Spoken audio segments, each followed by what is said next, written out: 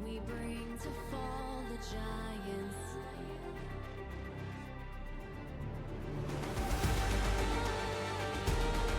Can we bring to fall the giants? Can we bring to fall the giants? Can we bring to fall the giants?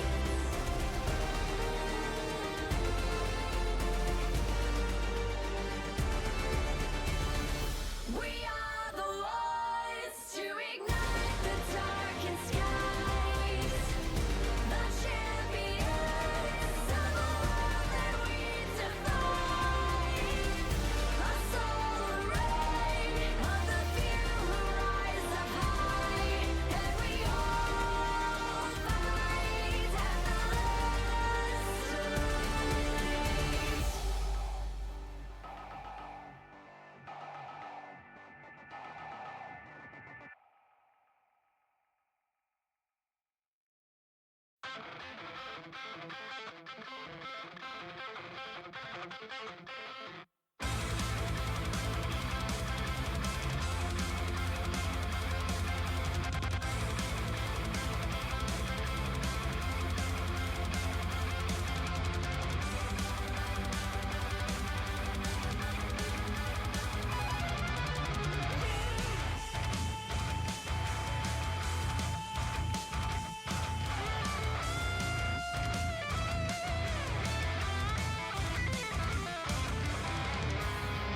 Fighting shadows in their haunting eyes,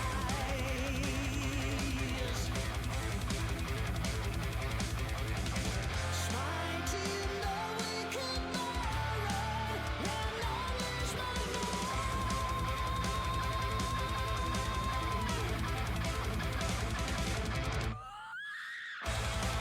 when we face our final hour in the darkest rift. Come on, everybody, I'll be the death of yours. After channeling our power, your end will be swift. Nothing in my way. You feel my death-like grasp.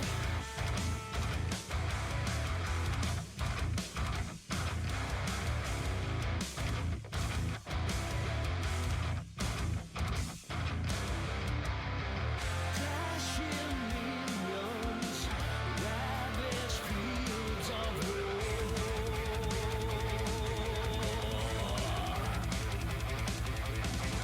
manifest my dominion to the chaos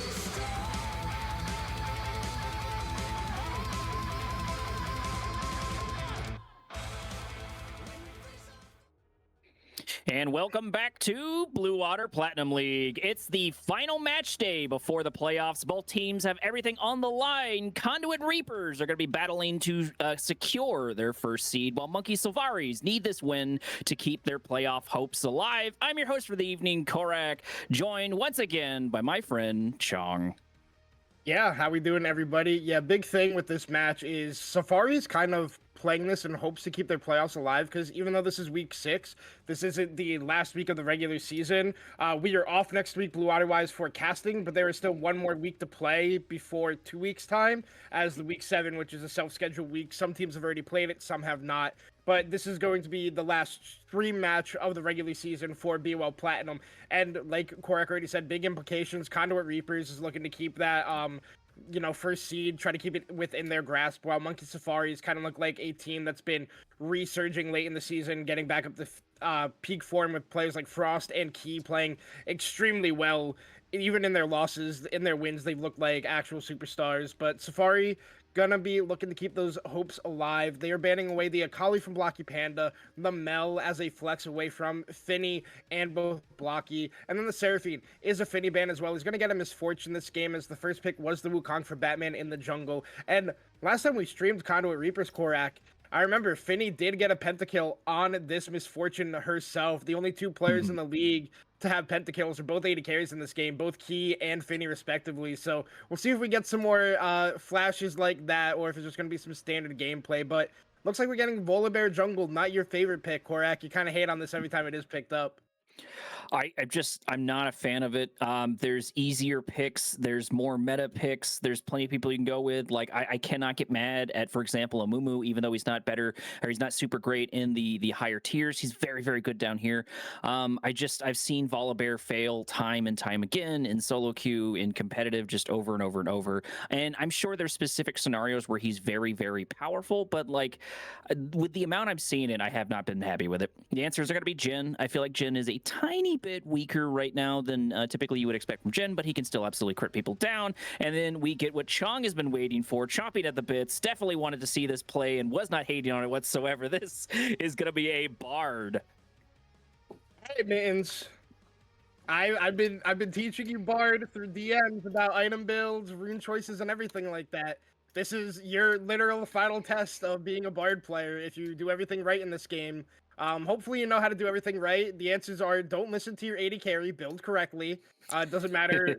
Like last week, I flamed him. I was like, "Why are you still building this item?" And he was like, "Well, I asked my AD carry which two to build." I was like, "F your AD carry, build correctly. I do not care."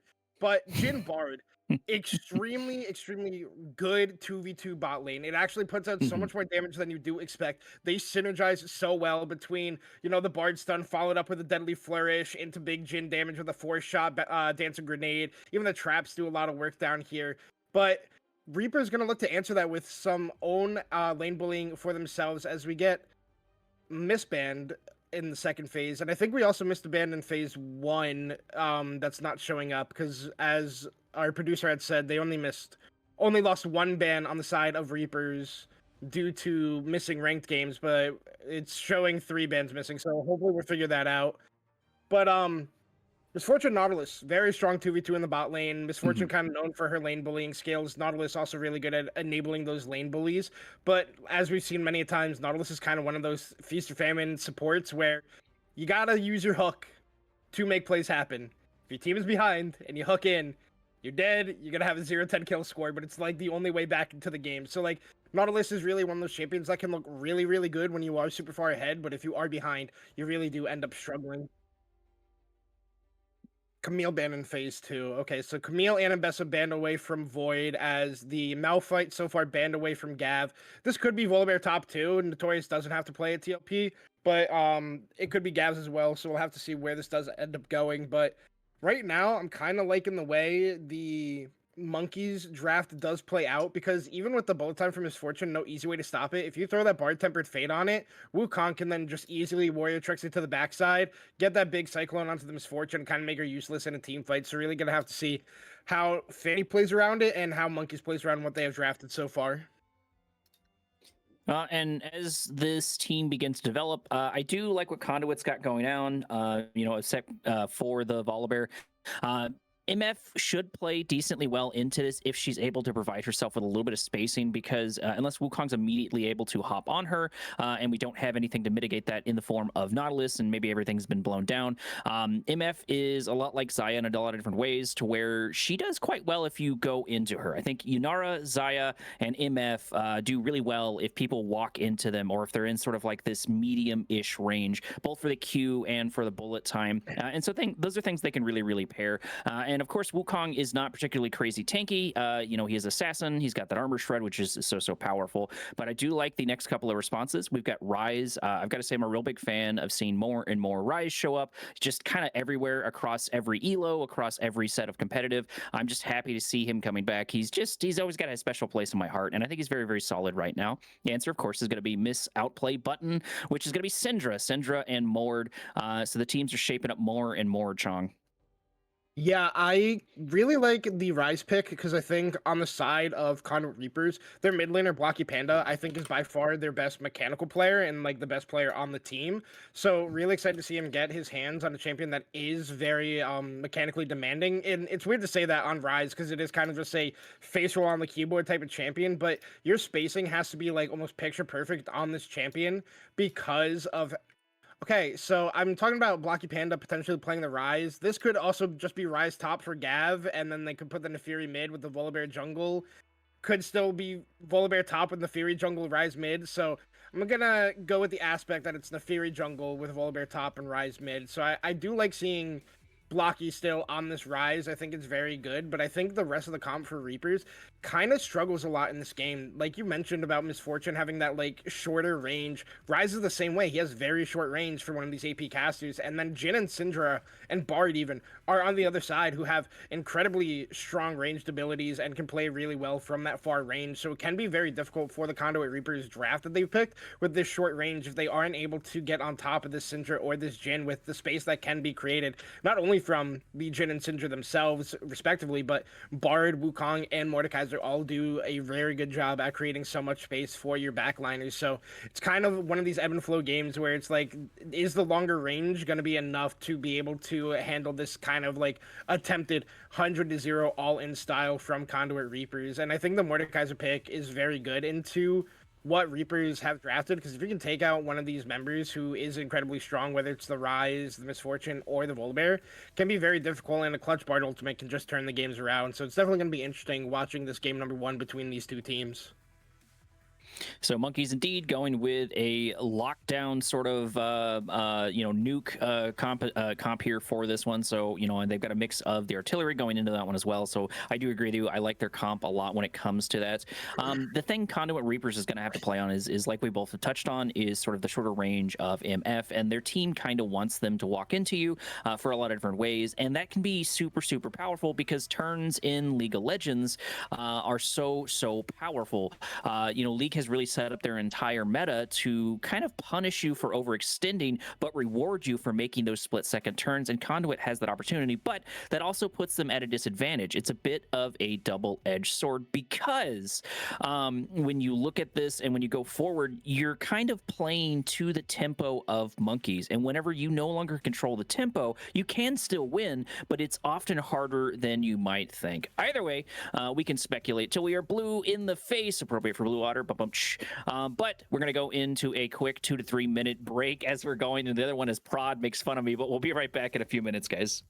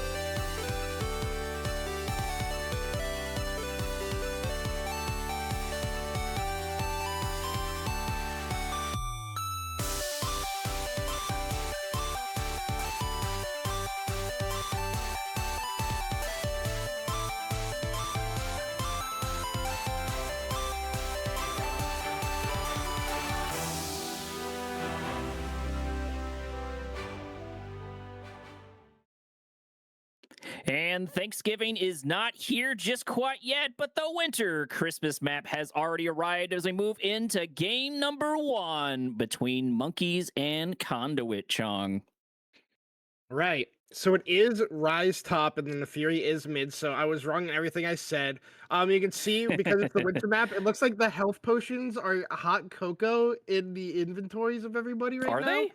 It looks Oh, like they it. There's are. little hot cocos. That's pretty cool. Pretty cool. Yeah. Pretty cool. Fun things to talk about.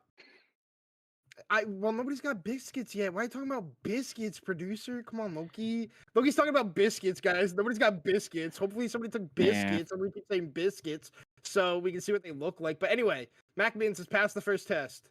He's taken Guardian, which is very good in this lane and in this game. And Guardian was recently buffed, so he actually listens. So W to him. Exhaust, really good. He's passing it all so far. I mean, Funny Dud makes sense. Classic Nautilus, Aftershock Ignite. I mean, everything is basically standard. The one thing that's like kind of sticking out to me is the lethal tempo on Notorious TLP. I normally see that press the attack for the big burst damage that can come out from the Volibear. And then also the first strike on Buck, aka Finny. Definitely interesting. I kind of didn't expect that just because their range advantage can be there for Mac Mittens and Key, so it can just easily make sure that isn't effective in the lane. So gonna have to see how he plays around that. And so, speaking of Notorious, I'm gonna do the best I can to ignore essentially everything they do because I'll start grinding my teeth. I'm just not a big fan of it. Hopefully they prove me wrong. It's happened before for sure on stream, but the poke is pretty strong. But we've already hit level 2, both Key and of course Mac Mittens have already grabbed that out. And here comes a little bit of harassment trying to lock down MF. MF already down about half HP. Buck in a little bit of danger. Level 2 coming in clutch for the poke. All right. So really well played by Mac Mittens and Key on the level 2 there. I will judge Mac Mittens just a little bit because he uses Q a little early. You're going to see Funny Dud was trying to walk in to make space for Buck. He could have had a double stun there and force a summoner spell. But because our producer talked about it and they're here in the game, you could also see the biscuits in the current winter map are little gingerbread men. If you want to like hover over that Loki because you're talking about him so much. Little gingerbread men there. I want to see him too. Oh my god, that's great. Oh, they're Teemo. Okay, they've gone down in value, but they're still cute. No, they just got a Teemo hat. They're still a gingerbread man with a Teemo hat on. Yeah. Still deducted points. I think any association with Teemo is kind of like associating with the devil, and it's appropriate that he's a skin that reflects that. But going into the game itself, we've got Rise into Mordekaiser. Man, this feels like going back in time in a lot of different ways. Rise has made plenty of chances for the top. Ooh, got so close to picking up. Buck actually got to grab an exhaust as damage after damage comes in, leaving them about 150 HP. And Funny Dud taking a bit of harassment. Nice trading of ignites there in between. Looks like a trade for exhaust and ignite, but Buck really struggling right now. The CS is up at least on Jin's in so far, but that does reflect how the match itself has been going. Starting to fight now over the Scuttle Crab. Batman gonna run into Notorious. A little bit of back and forward here. I don't think Conduit wants this fight. They're all pretty low on HP. Buck having to run away, already popping the barrier on their end. Funny Dud running directly into their own doom. Batman trying to get out of there. There's Frost with a decent 2-man knock-up. There's another kill going on top of Key. Now we're trying to lock down Batman, but it is going to be a clone. It's gonna be a fake as the stun comes in. Frost looking for a kill. Can they lock down this dog? I don't think they can do this. Should be a get out of jail free card here for that, but that's a nice 2-1 right now on the scoreboard, Chong. Yeah, I mean, Mac Mittens was a little bit out of place there. A nice hook by Funny Dud, and they were able to get that kill. But then Batman on the backside actually played that extremely well, using that Warrior Trickster to actually escape from Blocky Panda, who ended up using Flash there. You saw Key try to go for the kill on Buck early, force him away, force the barrier and Flash in that play, which means that they have no real damage if Blocky Panda isn't landing abilities early because they're able to then just focus down Notorious TLP, which they did, take him out of the fight quickly, and then it's kind of Fury on just this Doran shield trying to pump out damage, and we saw it just wasn't as effective. Actually barely got away there because after they did use that small dash they have in their kit, Frost did hit that Scatter the Weak and stun them up, but no mana left on Frost or Key meant that he was able to get away. But now the side of Monkey Safari's got to be feeling pretty good at the state of the game so far, considering you got an early kill and assist on your Jin, who is known to be one of these more high scaling late game AD carries, even though if he doesn't always feel like that. And Jin also able to pick up double buffs right before the objective has popped its way onto the map, because of course we hit the 5-minute mark, which means the Baron is here. I don't believe we get anything too fancy on the Drakes, but I haven't seen just quite yet. Maybe when that fight actually does kick off, we'll see a little Santa hat or something. Either way, I know the Baron's going to be particularly interesting, which I'm excited for sure. I've tried to avoid spoilers except for that. Popping a TP, going back top, Void, and of course Gav are already out here. Continue to duke it out, sit about 43 to 37. That's not too surprising. Rise needs a little bit of time to come online. Yeah, nothing special with the Drake.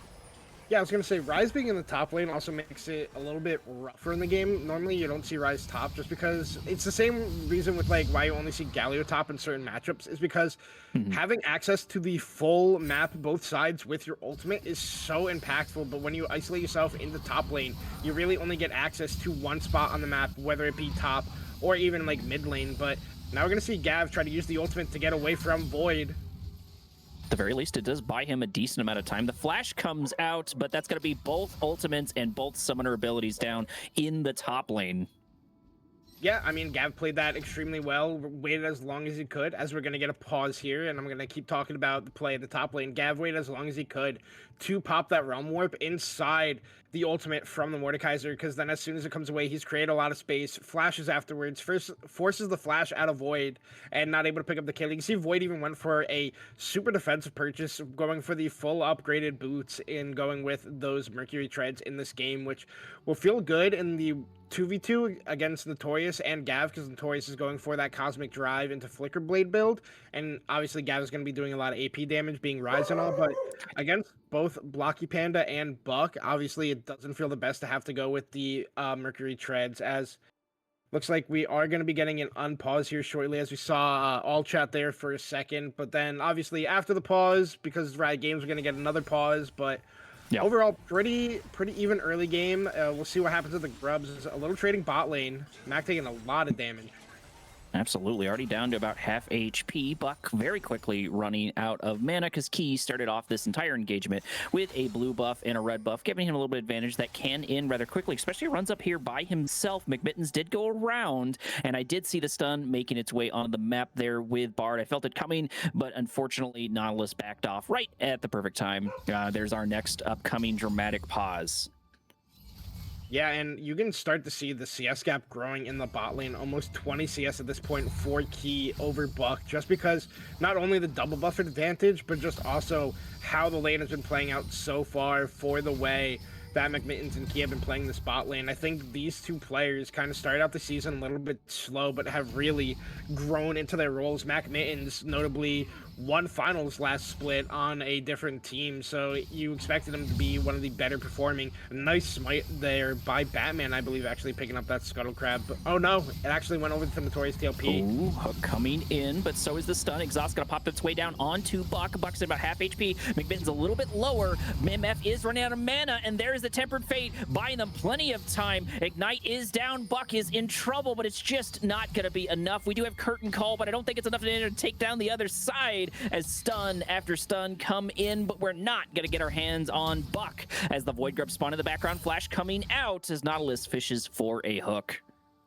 Mac, you're a griefer, bro. Oh my god. Oh my god, that hurt me so much. Because he had the fourth shot coming out, which forces barrier out of Buck.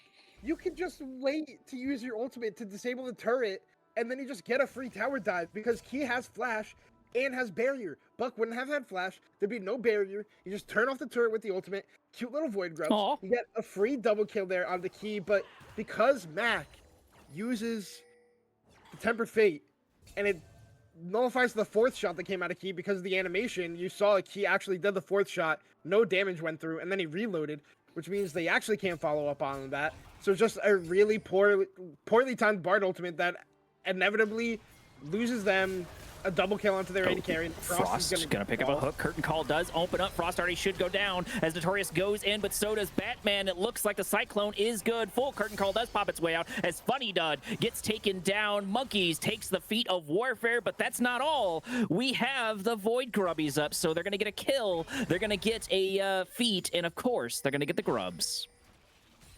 Yeah, and Key missed 2 Curtain Call shots on a knocked up enemy support with no flash, so You know what? Maybe it was a good ult by Mac Mittens in the bot lane. Maybe he wouldn't have gotten those 2 kills through auto attacks after all, the way he just played that fight. But, I mean, Batman played that fight really well. Frost kind of out of position there, not really connected with the team, walking into a point where they had no control. It was really well controlled over the that small entrance in the Void Grub pit by the side of Conduit Reapers. So Frost walking in there, definitely a big mistake on his part, gets caught out early. But then Batman, clutch ultimate, gets a 3-man knockup, able to turn that one around. As you can see, Notorious now taking away the enemy red buff, and they could look for a dive here onto Frost. Frost is actually super far pushed up right now with no flash. We can see Buck wrapping around here. They're waiting on this one. They're going to be spotted on the minion wave right now, and then they have no way out here, but Frost is going to hit at least one ability there on the Buck.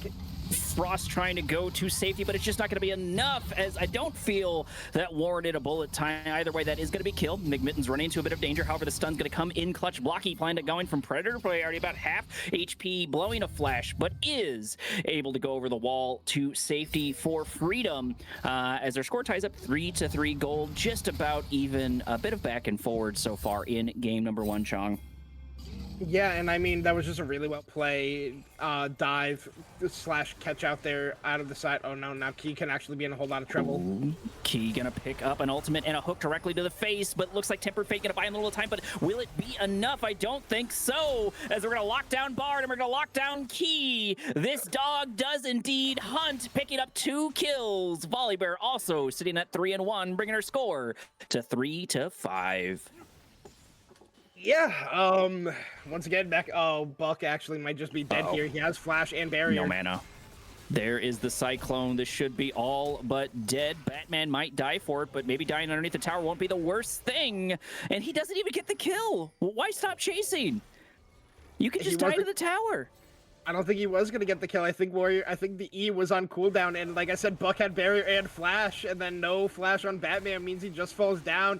Monkey Safari was feeling good in control of this game, but a couple plays has slowly turned this one down, and started with the pick-off on Frost by the Void Grubs, then into the play bot lane, and then they get the 2-man pick onto Key and McMittens in the mid lane, because that, once again, that Bard ultimate was not in out of McMittens. You should have just hit that as soon as the ultimate came out from the Nautilus. You could have saved your AD carry's life potentially there, but then Batman goes for that dive. McMittens caught out here. He's probably just dead. McMitten's going down so quickly. Bullet time coming in. Buck very liberal with the usage of that ultimate, but it's gotten them 2 kills, so they're 2-0. Can't really complain. This is not the Bard game, man. Not looking good here for McMittens on the Bard by Prodigy, but I'm also just not looking good in general for the side of Monkey Safaris. I've been really high on this team recently, seeing some of their performances in games, the way they've just been playing, and felt like they were a team on the rise. And not to discredit Conduit Reapers, but they kind of felt like on the rise. Yeah, yep. Like the side of Conduit Reapers kind of felt like this inconsistent question mark team. Like coming into the season, they've had a lot of support changes. Last week / week 7, they played without their mid laner, and had Notorious TLP playing mid lane and brought in a jungle sub. So they just felt really weird, and they still have a pretty solid record on the season, but I thought with the performance and the form that Monkeys has looked in, I thought they were going to have a pretty easy series here tonight. In my prediction, did expect it to go the full 3 games, but I kind of did not expect Conduit Reapers to kind of start to get this chokehold here in game number 1, and now McMittens and Key both in trouble down here in the bot lane again. Key taking a tower shot, trying to dodge out this inevitable hook that's coming. Tempered Fate going on top of the MF, but it's only going to buy him a couple of precious seconds as Blocky Panda gets intercepted on the other end, but this might be exactly what they want. Blocky Panda completely ignoring the Monkey King. Now the tower dive has begun as we're trying to lock him down. Bullet time once again coming in, and that is going to be a double kill on the dog. Blocky Panda sitting at 4 in Conduit, looking super well, and I don't know what's up with the Conduit. There's just, I don't think you're gonna do anything here. Maybe? Kinda? No, I'm not even sure this is worth the cast. Maybe if we get Funny Dud? I guess we got Funny Dud, so that was a thing. I guess. What the hell, Frost? Okay. First of all, I mean, Buck and Funny Dud and Notorious played that really well, especially Blocky Panda coming down there on the dive. Played it extremely well on the side of Conduit Reapers. Then, for some reason, Frost TP's bot lane, donates a kill over. Silver Lining, he killed Funny Dud and got barrier on Buck. Counterpoint, you have Void Grubs and a free mid turret. You probably could have gotten first turret before they were able to get your bot lane turret. Or at least still gotten gold even if they got the first turret. You still pick up the mid lane turret and open up the map more for your team because mid lane turret's better to take than bot lane outer turret. So that TP in general is just a head scratcher for me by Frost. But like the way Conduit Reapers has been playing as a unit and not individuals has kind of been their strength all season long. And now it's in so much trouble here. You're down a level. Look at the Misfortune damage. Yeah, you're down a level. Misfortune is already on Bloodthirster. You do not win these trades anymore as Key.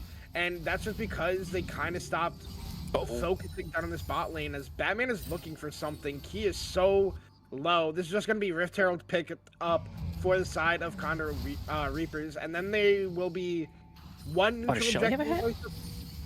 I don't know. Frost in a little bit of trouble. Blocky Panda, however, going to once again going from Predator Prey. That would be a good shutdown if they're able to isolate it, but that dog is hard to go for. I think he's got a little reindeer nose. Yes, he does. Bot lane fighting, still kicking off. Blocky Panda is in trouble as we commit 3 here, and I don't really blame him. At this point, Monkeys needs to take whatever they can get. They need to stop trading as much as possible, like that we did with that Syndra. Ooh, that's pretty good. Locking Buck underneath tower. That could potentially be a kill as the camera dramatically shifts away, so we don't get to see the end of the curtain call, but there's plenty of people there to block the shots, and Monkeys trying to leverage what advantages they have. They said, hey, this fight in mid lane is more than likely lost, so we're gonna try to get what we can. Nice! Temper Fate coming in, stopping the charge there for Shelly, buying them even more time. Bard trying to stay true to his word, trying to show that he can play the champion. All right, you get a small clap for that one, McMahon. Okay, I'm gonna yell at him again. I'm gonna yell at him so hard. You want Blood Song? This is not a Blood Song game. I'm sorry. You either go Celestial Opposition or you go Slay in this game. They're both so much better than Blood Song for the matchup and for the game in general. But now Gav is gonna. Oh, what? Gav and Void fighting this out, and even though the ultimate for Ryze did come down, it looks like Ryze did not take it, giving Mordekaiser plenty of time to knock him out. A little bit of a split-second decision did cost him his life, but I don't think he was going to be able to escape from the Death Realm either way. Mordekaiser's going to be feeling happy about this, and we are seeing at some point what Monkeys can do. I did mention that Conduit has a team that very much so likes people to go into them. Ooh, Frost able to do a decent amount of damage there as the Drake goes down about half HP. Batman is here. Wukongs are great for steals, and he's set up there for it. Jin here on the other side. Blocky Panda taking a whole bunch of damage. Wukong going in, grabbing the steal. Now the fight is truly kicked off. Frost in a little bit of danger as the bullet time gets activated. The other side hitting only 2 on the other side. That's 2 down on each end. A lot of back and forward. Key trying to find the damage. Key now getting chased down by the dog. Blocky Panda trying to lock him down. Bard here for the save. Double kill on top of the Jin. Buck in trouble. Bard in looking for the kill. Void picks up a kill on the other end as Buck dies on the other side. A lot of back and forward, but what a great steal. Yeah, I mean, the curtain call is coming up for Key soon, but Void is going to be able to get away from this one. I was saying what at the top lane play, not because Gav used ultimate, because he flashed out of it. He casted ult and still flashed in that play when he died solo top lane. Wait, hold on. Curtain call. There it is. Curtain call opens up, hitting grand total of no one. He might actually die to the minions if he's not careful there. Those chickens are kicking Jin's butt, trying to do a good chunk. Void looking for an angle to try to lock down Gav. We can do, if Mordekaiser is able to get any hits off, we can get a stun, and that would have been a kill, but that's, once again, only going to count in horseshoes, hand grenades, and nukes. Almost doesn't count in kills for League of Legends for sure. Looking at our score now, Chong, we're about 9 to 14, 31K to 32K. Most of the objectives have gone to Monkeys as they've been able to maintain some sort of lead, so things are not quite as grim as maybe the scoreboard might say. Objectives are way more powerful. Frost in a little bit of danger as Blocky Panda goes in, able to absolutely chunk them. This is a very fed Nefiri. Funny Dud trying to lock down his lane opponent, which of course is going to be McMittens. Now Blocky Panda trying to get himself a little piece of that Bard. Batman and Temper Fate coming in. Now they don't have to deal with Blocky Panda. Void having a hard time making his way over there. Those are going to be very, very long walks. Redemption coming coming down, doing not a whole bunch of good for real anyone, but Buck is going to fall to pieces. Blocky Panda is one of the main targets to watch out for, but that is going to be easy shut down, and there's the stun, locking down Funny Dud. Monkeys try to come back in game number 1, looking better as the game goes forward. Yeah, they're still looking onto this one on Funny Dud. A clutch Deadly Flourish miss there. But, I mean, yeah, Frost flashes away from Blocky Panda. Did not matter. It just gets absolutely bursted. But then they're able to get the follow-up kill onto Buck thanks to a nice flank by Void, who is very strong on this Mordekaiser, was able to do so much damage. Actually, almost killed Buck in that dragon fight previously. But in the meantime, the whole time, Gav was just split pushing bot lane, getting more XP for himself, more gold into this Ryze, who can actually take over these team fights. As going back to that dragon fight, that was the fight for the overall feats, and it did go in favor of Monkey Safari. If Conduit was able to pick that one up, they would have had first turret, and then 2 dragons in the Rift Herald able to get that one for themselves, but not quite as. Now, McMittens and McMittens and Key are both in mid lane trying to pressure Finny and Funny Dud for this lane prio, as I like putting the Mordekaiser up in the top lane now against this Nefiri. Feels much better than having your Syndra have to get absolutely bullied the entire time up in top lane. Rift Herald spawns in the bot lane. TP on both of these side laners right now as Gav does so much damage to Frost. Gav and, of course, Frost doing a little trade as the Cyclone comes in, but it's not going to be enough to keep them alive. Batman going from Predator Prey. Bard looking for the save, trying to keep people alive, but might run into his own troubles. There it is, going to get locked down by the Rune Prison. Void is here, but so is Blocky Panda. Blocky Panda's want to get his hand on the other side. Curtain Call does open up, but there is plenty of beef here to block it, and most importantly, with 2 being down on Monkey's end, we're going to have Autocon get taken down, who I think has a cape, hat. It's hard to see. It looks like he Cape has and a hat. Oh, he has a Santa hat with a beard and a cape. He's supposed to be Santa Claus. Fantastic. SantaCon. Yes, SantaCon. We have Rudolph the Red-Nosed Rift Herald. Shut up. We're going to try to lock down Key. Blocky Panda looking for the kill. Should have plenty of damage, but we almost did turn around right there at the end as more and more fall to pieces. This is going to be an 8-2 Nefiri doing so well in game number 1, Chong. Yeah, it's also kind of hard to figure out how Monkey Safari is going to come back in this game as The Frost hook is good. So is the bullet time. Frost just can't catch a break. Every time they go anywhere, they just seem to get a little bit decimated, unfortunately for them.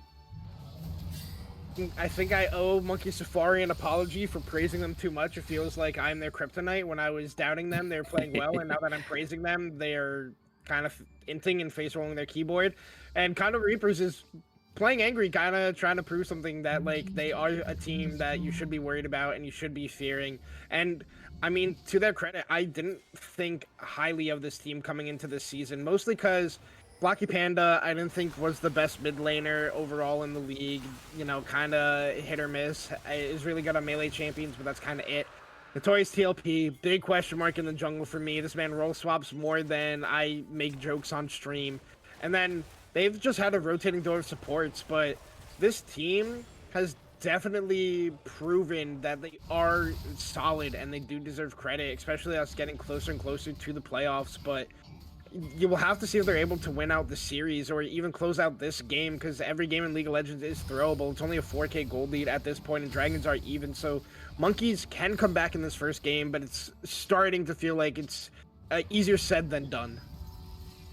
And the lead isn't absolutely staggering. It's a bit more than it might depict. Once again, yada yada, insert Autocon gold thing, for upsetting the charts. But, this is not impossible for them to come around. They have a lot of the right tools. And look at this, Void taking on Blocky Panda in the southern section of the map. The flash comes in. Blocky Panda really struggling to get away from this raid boss. And keep in mind, this is an 8-2 Nefiri, but the 2-0 Mordekaiser makes it look like it's not a thing whatsoever. Bard in, gonna pick up a little. There's gonna be the curtain call, locking them down. McMittens trying to go back out. Double Cyclone, able to do a decent amount of damage. Frost not able to close the distance and help out their team, unfortunately, as bullet time opens on the other side, and Buck picks up a double kill now for Predator Prey. Gab going on the other side to try to lock down Frost. Frost returning with a lot of damage, able to pick up 1 kill, but that's gonna be a triple kill on Buck as we get 4 kills for Conduit because Mordekaiser is chomping down the tree in bot lane. The flanking misfortune is the deadliest. Buck comes on a flank angle, opens up on the bullet time after the ultimate from Mac Mittens is used, able to pick up 2 kills on the Batman and Mac, and then just easily dissected by the rest of the side of Reapers. Gav using that ultimate to go forward, help set up the rest of the kills to come through. And like you said, Blocky Panda, extremely strong in this Nefiri. Like I said before, I think putting Mordekaiser against him is better, because what is Nefiri really going to do against this Mordekaiser? Kind of nothing. Like, he has the sticking power with both the Rylai's and the Proto Belt, so once you get put in that Death Realm as this Nefiri, you are not getting away from this Mordekaiser, and we can see how much damage Mordekaiser actually does do. As, overall, it was a sort of winning play for Safari before the whole top lane thing happened, and now they're kind of back to square one. And now with Baron spawning in the next 5 seconds, hopefully, Loki, stay on that Baron. You stay on that Baron. I want to see it. There it is. All the mittens. Wow, that's a lot of mittens. I did not That's a lot realize of Baron Mac had mittens. that many arms. Yeah, absolutely. 6 McMittens, 1 McScarf, and of course 1 McHat on top of the Baron. Pretty happy to see that. One of the biggest things is Mordekaiser is powerful, which is a double-edged sword, which means if Mordekaiser is not in a fight, monkeys are going to struggle. Not that they don't have gold, but Mordekaiser is in a really great spot. I didn't realize that Bard was sitting at 0 and 8. Poor guy. But now, Nashor stayed about half HP. There's the TP. The raid boss Void is coming, but will it be enough time? Batman goes in. Double Cyclone does activate, trying to lock him down. Buck is in danger. Mordekaiser wants this kill for sure. We're going to go over the wall. Bullet time going to get activated. Temper Fate going to keep MF outside of the fight. Mordekaiser almost 1v3. And sure, there's a Bard here, but this is all damage on Void, but he cannot take down a whole team by himself, but he's definitely going to try as the ace comes in and the Baron goes down. A crucial thing in that team fight is that no one on the side of Safari had flash. Buck had flash. They found the angle. They get the TP behind with Void. Void has a beautiful flank onto this super fan Misfortune and the threat of the backline. But then Buck uses barrier early in the fight, doesn't take too much damage, and then flashes over the wall where he is just free to play. He gets off a lot of damage from the bullet time onto Mac Mittens. Then Mac uses the ultimate onto this Misfortune, not onto the rest of the team to try to help his team peel for them. And then dies down to Buck. Buck gets the solo kill on the backside and then is just free fighting for the rest of the fight. Notorious TLP healed for so much in this fight with all those W's that he was getting onto Void, who was also healing for so much in that team fight with the amount of W's he got off. But I mean, overall, it was just better played by the side of Conduit Reapers. I think the side of Safari should have taken it slower. Kind of felt like they forced it. Like, you have this Bard ultimate that you can use on the objective to just stall it for longer. They didn't have to force right then. They could have used the Bard ultimate preemptively onto the backline that of Conduit Reapers instead of using Batman as that solo engage every single time. It's just kind of becoming, oh, Void is going to just play that smart. They're just playing for gold here on the side of Safari, but I think there's so many different angles they could have taken that last fight, while Conduit Reapers kind of got exactly what they wanted, and Buck, of all people, Finney played it that extremely well. Looking for a gank potentially in the top lane, but there's still going to be plenty of time between then and now, and we're not committing the entire set of forces. It looks like Notorious is going to go for the objective. I don't blame them for that, because this should at the very least be a tied fight. You know, maybe Mordekaiser can make their way down there, but they don't know where the Nefiri is. Monkeys trying to get what gold win and where they can, but looking at this right now, there's about a 10k difference between each of these teams, you know, and I think the biggest things that are really kicking Monkey in the Family Jewels is, you know, their vision hasn't been super great, like where their placements are, because there's a couple of times either they haven't been paying attention to their vision themselves, or maybe it's been cleared out, and so they've kind of struggled with that. And you know, when you get the sneaky MF, if MF sneaks up on you, you know, you've got issues. And I think that's happening there with Monkey. And the other thing though too is I mentioned that Monkeys should be able to control the tempo in a lot of different ways, but they continue to give it up with their placement and sort of with their movements, and maybe not understanding the fact that they have the initial tempo, which means the tempo, which was the main disadvantage that Conduit has, they're not lying into. They're not playing into that specific thing. Yeah, and I mean, it's just starting to become very hard for Safari to turn the tempo back around into their favor and come back in this one. But a small tangent for me, I'm going to yell at both of these supports, because Mac Mittens is building his favorite item on Bard, which isn't always the best, and he's just dead again. Flashes Yeah. and guys. Okay, he's building the Dead Man's Plate. you build Rocket in this game. Ooh, 100%. funny dud. Left here to hold up the pieces, going down about half HP. Curtain Call is going to open up as Keys able to grab a kill. That's going to be 1 for 1. Both supports going down. Mordekaiser is here. That's the most important thing as we try to lock down this bear. That's so much damage with the Mordekaiser, but the Key is able to pick up the shutdown. That's not the worst one to go for as the TP comes in now. Finally, Blocky Panda here, but everybody's absolutely divided. So now the conquering is beginning, but we have quite the gold difference as Void is looking to dig deep, taking down, no, gonna get taken down right there at the end as Frost gets a kill over the wall. Monkey's looking in better shape, but have to watch out for the Rise, who only has 1 kill, but that does tie up our score, sitting at 54k to 59k, so doing a little bit better. Monkeys does have what it takes, they just need the opportunity, and most importantly, they need this Mordekaiser.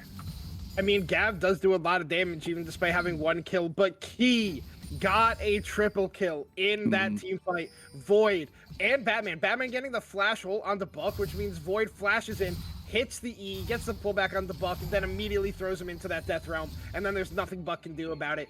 Notorious lived for so long. Blocky Panda barely misses out on the kill on Key. I think he still picked up Void in the end, just barely before he went down, but I mean, Monkey Safari put up a hell of a defense there when they needed it the most, and we're gonna have to see if it's enough. I mean, back to what I was saying before. I'm sorry, I have to drive this home to Mac Mitten. Build Locket. Locket is so good against the enemy team comp. They are full wombo combo burst damage for the most part at the start of a fight. Redemption beats it, and so does Locket. That's why you should go it. That's why Funny Dud went it. Because what do you have at the start of the Safari team fight? Big AoE burst damage. But now Funny Dud has a Bomby Cinder in his inventory. I don't know what we're building here at third item. You should just build like Knight's Vow or something. It's so good. Even especially if you want to keep Buck alive. Mikhail's this game for Funny Dud would have been so good as well. The single target CC that is available on the side of Monkey Safari, you can cleanse the Syndra stun, the Bard stun, and the root that comes out from Key.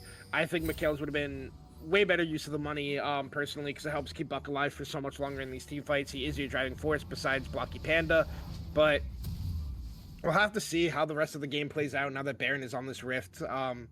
Is it? No, I'm crazy. Sorry. 45 seconds until Baron is on the rift. Then a minute 20 until the Infernal Soul does spawn if Conduit Reapers is able to pick that one up. So we'll have to see where they want to shift their focus, and similarly how Monkey Safari wants to play out the rest of this game. I assume they have to fight over this dragon, not so much over the Baron. So gonna have to see where they start positioning their vision. As you can see, a lot of vision in the top side of the map for Conduit Reapers around this Baron, kind of not spaced out very well either because they have the Rift Scuttler, but they're gonna have to start transitioning some of this vision into the bot side. They have some preemptive wards already down at the Raptors pit and right behind that red buff wall. But now you can see the side of Safari are actually pushing into the Baron side and top side of the map with Dragon spawning in 30 seconds. They are maybe potentially looking to just try to burn this Baron down beforehand, or make sure that Conduit Reapers can't burn it down before the Dragon does spawn themselves.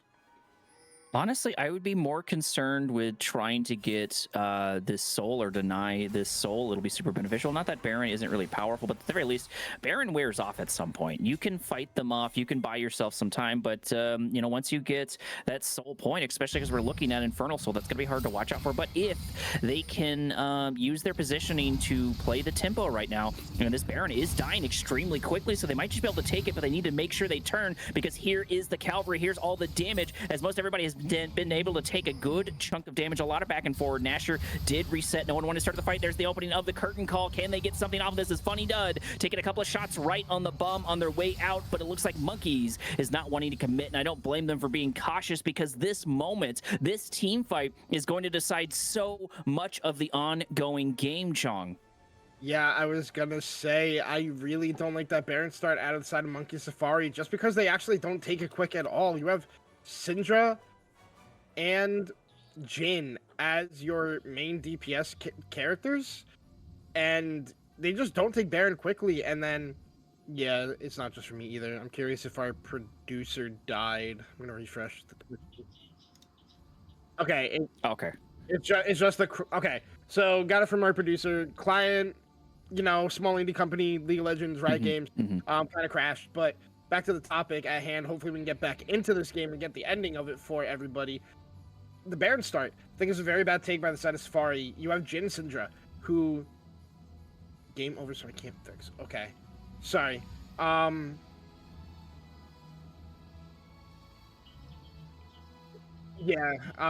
Sorry, losing track of thought.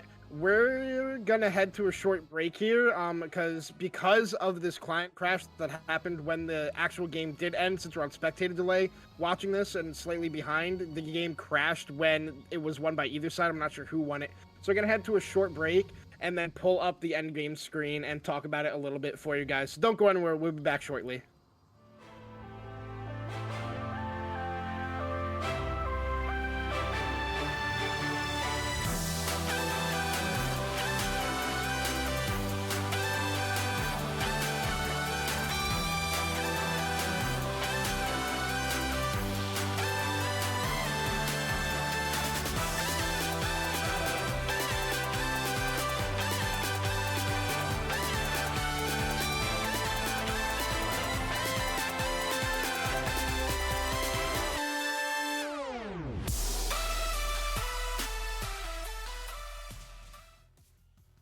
Alrighty, Chong, we were able to grab the end screen sooner rather than later, and I can't see from here who won. I can't imagine Conduit lost here, so I'll wait for Prod to try to tell me that, or maybe get a bigger screenshot. It's hard to tell, but looking at the scores and the damage, looks like the majority of the damage was on the Fury and Volibear with Buck. Okay, so they were all pretty close to tied. 27k, 28k, and 29k for the respective damage.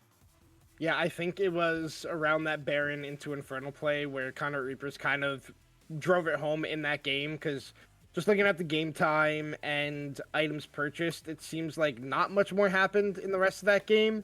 Just looking at builds and everything like that. But, I mean, side of Safari started out the game good and then kind of fumbled a little bit towards the end there, while Reapers was the opposite. The early game didn't look the best, but then they were able to make plays as a multi-man squad, like 4-man unit of just like Funny Dud, Buck, Blocky, and Notorious, always making plays around the map. And then if Buck wasn't in the play, you add Gav instead. But like the way they played it was extremely well out of the side of Conduit. And you can see there on the screen, Korak, your favorite thing, Volibear Jungle, the most damage in the entire game.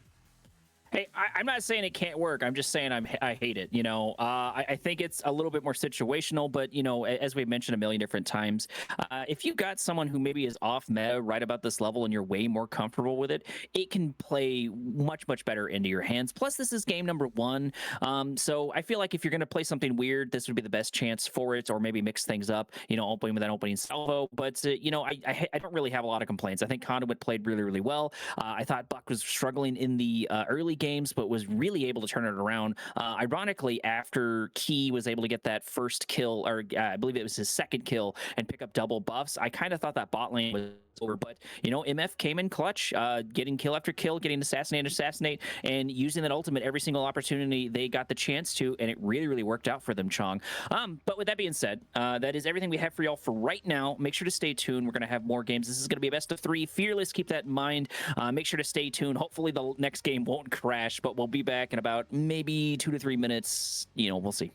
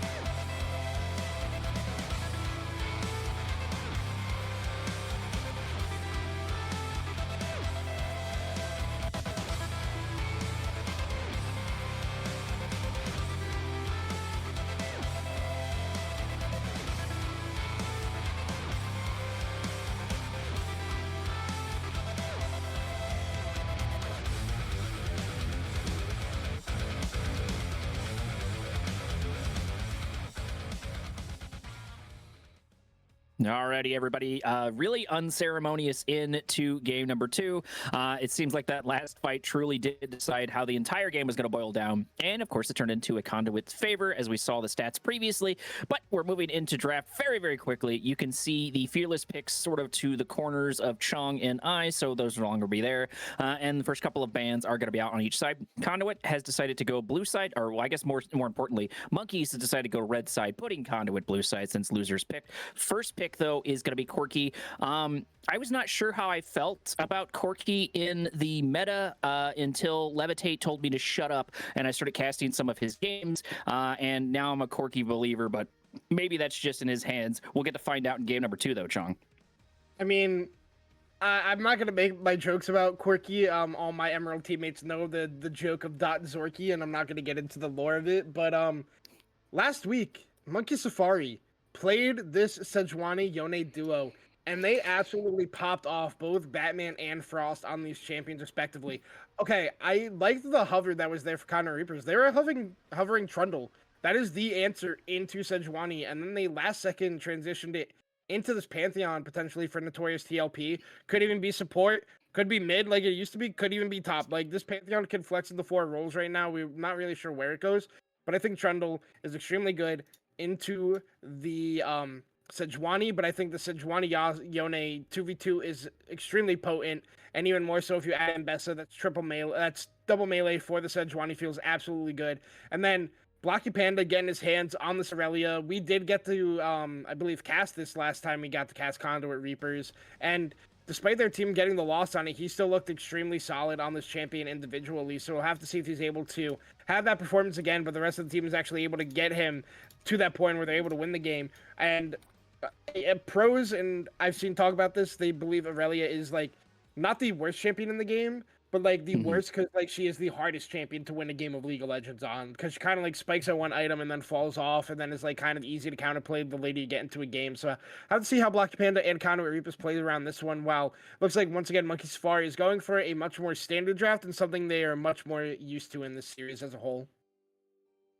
Well, and when I think about it, and I think about places for Aurelia to succeed, I have seen her do significantly better. Right about this level, right about the Emerald, Diamond-ish level. Right about this. I guess this is more Emerald cap and Platinum level. So even better, I feel like in this area, she can still do Aurelia things. But like you said, I do agree with you. She could do super, super well in sort of like the early game, maybe mid game ish, and then she hits a weird divot to where she can be kind of hard to pilot. So I do agree with that notion.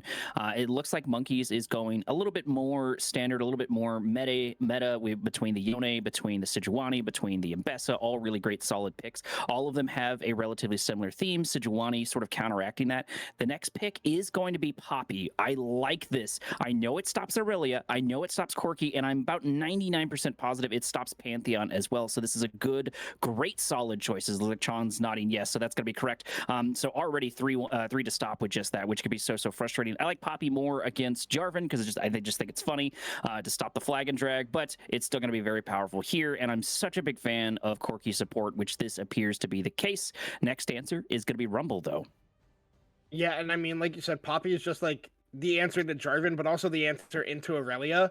And because they've gone with this Pantheon who can still be transitioned into the support role, makes you not want to like pick that Jarvan into the jungle because you have the Poppy on the other side. But it looks like they're just going to go for the Thresh support here for Funny Dud. And I think Thresh is in a worse state in the game than Nautilus is. Like we've talked about Thresh on stream before when it was picked up. I believe it was last week by T-Girl Top. And a Vayne hover here would definitely be a choice of all time to go into this composition from the side of Conduit Reapers, because you're playing with such low range. And okay, I like that. I like the okay. I like the Ashe. I think Kai'Sa's. I'm not a big fan of Ashe right now, right? She's very middle of the road, very utility. But I think what we need here is we need fast moving and we need hard hitting, in my opinion. And hopefully Chong disagrees with me here, and I'm interested to hear your thoughts on it. But I do like the Kai'Sa. Kai'Sa pairs so amazingly well with Mbessa, with Poppy, with Yone. It just that combination works so well, and I'm a gigantic fan of it. I do agree with you. Going going back to the Thresh itself, Thresh still always will, I guess unless they remake him. But Thresh's kit is very, very solid, very, very powerful, but it just doesn't have the tempo. It just doesn't have the oomph. He's in a similar place as you say, you might see like Brand mid, to where Brand is not a bad mid, just everybody's kind of better. He's still powerful, but there's other people who do what he does just a bit better. And I think that's the same case with Thresh. And I think Poppy is a good choice into that. But, Thresh isn't the worst into Poppy, at least when it comes to the bot lane. It's the team fight phase that I'm a little more worried about on Conduit's in. Yeah, but about Ashe, I think Ashe is like the best AD carry in the game right now, not named Yunara. I think Ashe is so strong right now, and I think she's better for the lane that you picked, and better into the composition of Conduit Reapers, because you have a bit more range, and you're also able to slow this entire composition that wants to run forward, needs to run forward to be getting their engages off. They can't really come from like these multiple angles with like multiple CC abilities. It's like you can have Pantheon coming out another angle, but that's about it. But Ashe, you're gonna have that range to keep them at bay. That Enchanted Crystal Arrow can actually be so massive, and I think Ashe works really well with the rest of the comp that Monk Safari has, because their big issue is kind of like sticking power. Ashe with the perma slows is very helpful with that. I think Kai'Sa can work, but it's like very difficult to play this shorter range AD carry into the composition that Conduit Reapers has, because if you get hit by one of these hooks, get flayed back into the box, even get stunned up by the Pantheon Aurelia combo, you don't really get to play the game. So it really becomes on key to be able to actually perform on this champion, which I think he is able to do, but it's a harder task than just playing something safer and simpler as the Ashe. But I think overall, this is a team composition that Safaris has played similarly to before, and would be able to execute on it again to force us to a game 3. But also to that, Conduit Reapers, they love playing drafts like this. This is kind of their style. The last time they played something like this was last week, and Gav absolutely popped off on the Rumble. So really, really curious to see what Reapers is going to look like in game number 2, and what Safari is going to look like in game number 2. I think this is going to be a banger game regardless of who ends up winning. Absolutely, and I agree with Chong. I do disagree when it comes to the Ashe, but I think that's kind of the fun of League of Legends. Is there's always somebody with a theory. There's always someone who's wrong, and sometimes both people are wrong. I'm excited to see how it shapes up either way, and we won't know until we get into the game itself. Give us a couple of minutes. We're going to run into a quick break while spectator delay ticks down, but make sure to stay tuned because we'll be right back.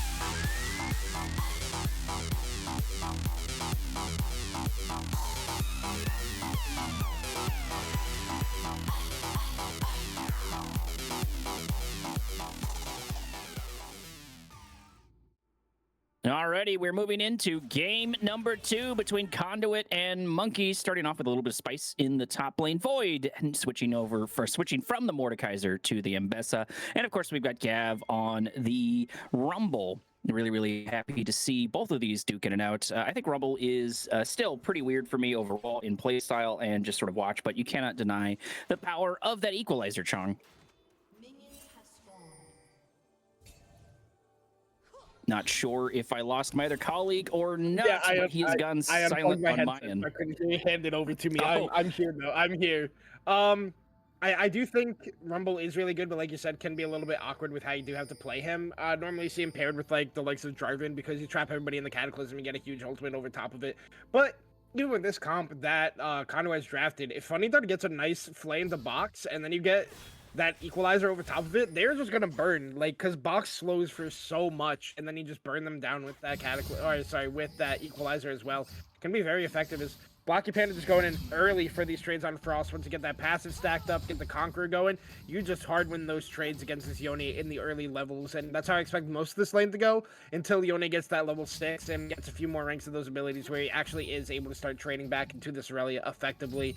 But in the bot lane, I think this Poppy is definitely an interesting pick. Definitely going to be watching how McMinn's decides to play this one. Has gone for the Hail of Blades and the Exhaust as well, which is going to be very good for Blocky Panda and teamfights as they get the level 2 first. There it is. We're getting a decent flay, but the level 2 is indeed on the other side for Monkeys. Ignite coming down. Would have been nice to follow up that up with a death sentence, but we did try to capitalize on that. But the trade wasn't too bad. We've got both McMittens and Key down to about half HP, so a pretty decent trade. But we do have both biscuits. I keep forgetting the biscuits are gingerbread man, but we do have biscuits and some hot cocoa to sort of get the refreshments in game. Not even 3 minutes on the clock, but already starting off with a nice little bit of spice. I'm such a big believer, like I said, into Corki thanks to Levitate and just seeing how well he does on that champion. And so far, Buck's not disappointing. Exhaust coming in. Ooh, we're gonna get the flay as well as the death sentence. Flash coming out because it looks like McMittens did not put any damage down on the other end. But you know, Monkeys, despite winning that level 2, I should say, are struggling in the bot lane. Yeah, luckily Mac didn't have any turret aggro on him when he got hooked back in, so it doesn't go down. But a big thing I was going to mention before it even mattered, Buck took TP in this matchup, so even though they took that bad trade, Key and Mac Mittens are not able to get this wave crashed in. It's going to get frozen on them. They have to take a bad recall timer, and Buck, even losing that trade, just away hook coming through. Ooh, we're looking for it, but we're going to immediately pin Buck into the wall, but it's just not going to be enough because that's exactly what Corki wants. Corki wants you to walk into him so he can shred their armor. However, Void duking out with Gav. Batman in here for the save, playing a real superhero role, but will it be enough to keep Void alive? Yes, indeed, as the passive comes in right there at the end. Void just barely keeping himself alive. Pantheon, Notorious, looking for the stun, but he's going to run directly into Batman. Batman playing true to his name, saving Void not once, but twice at the 4-minute mark. TP coming in, not sure what that's about. It's just Gav getting back to lane. That's really all it is. But Batman, like you said, coming in with the heroics, saving his top laner Void, tried to even donate that kill over, and almost actually did cost Void his life. As now Frost gonna take a lot of damage here in this mid lane, gonna have to flash away from Blocky Panda, who got a nice stun there. But then TLP tries to come in, doesn't get the empowered Q because Void is out of range, and then just dies in the 1v1 to Sejuani, who was a level up. And like, say what you want about like Pantheon having really good burst damage, Sejuani burst damage after stunning somebody with that E and then getting that auto attack is actually so insanely strong that you can just win that 1v1 early in the game against this enemy Pantheon, and that's exactly what happened. But now TLP back in the top lane looking for Void, but on a ward, so Void gonna be able to get away from this one. Pantheon should have a stronger gank for Sejuani. Sejuani is a lot like Trundle, to where Trundle needs to get in range, but once they do get in range, they are hard to get away from Trundle because of the pillar, and Sejuani for a lot of obvious reasons. Pantheon is here in the mid lane. Frost sitting about less than half HP, but I don't imagine we're going to start a fight here. Yeah, we're just going to be walking away from this one for right now. Get your resets in before you want to do everything. Frost going to take their first reset of the game and look to TP back. Down 13 CS in the mid lane right now as well. Block Panda doing a really good job in this mid lane 1v1. But now Frost does have that Vampiric Scepter on his way to that Bork, which I assume Black Panda is going to be going the same direction.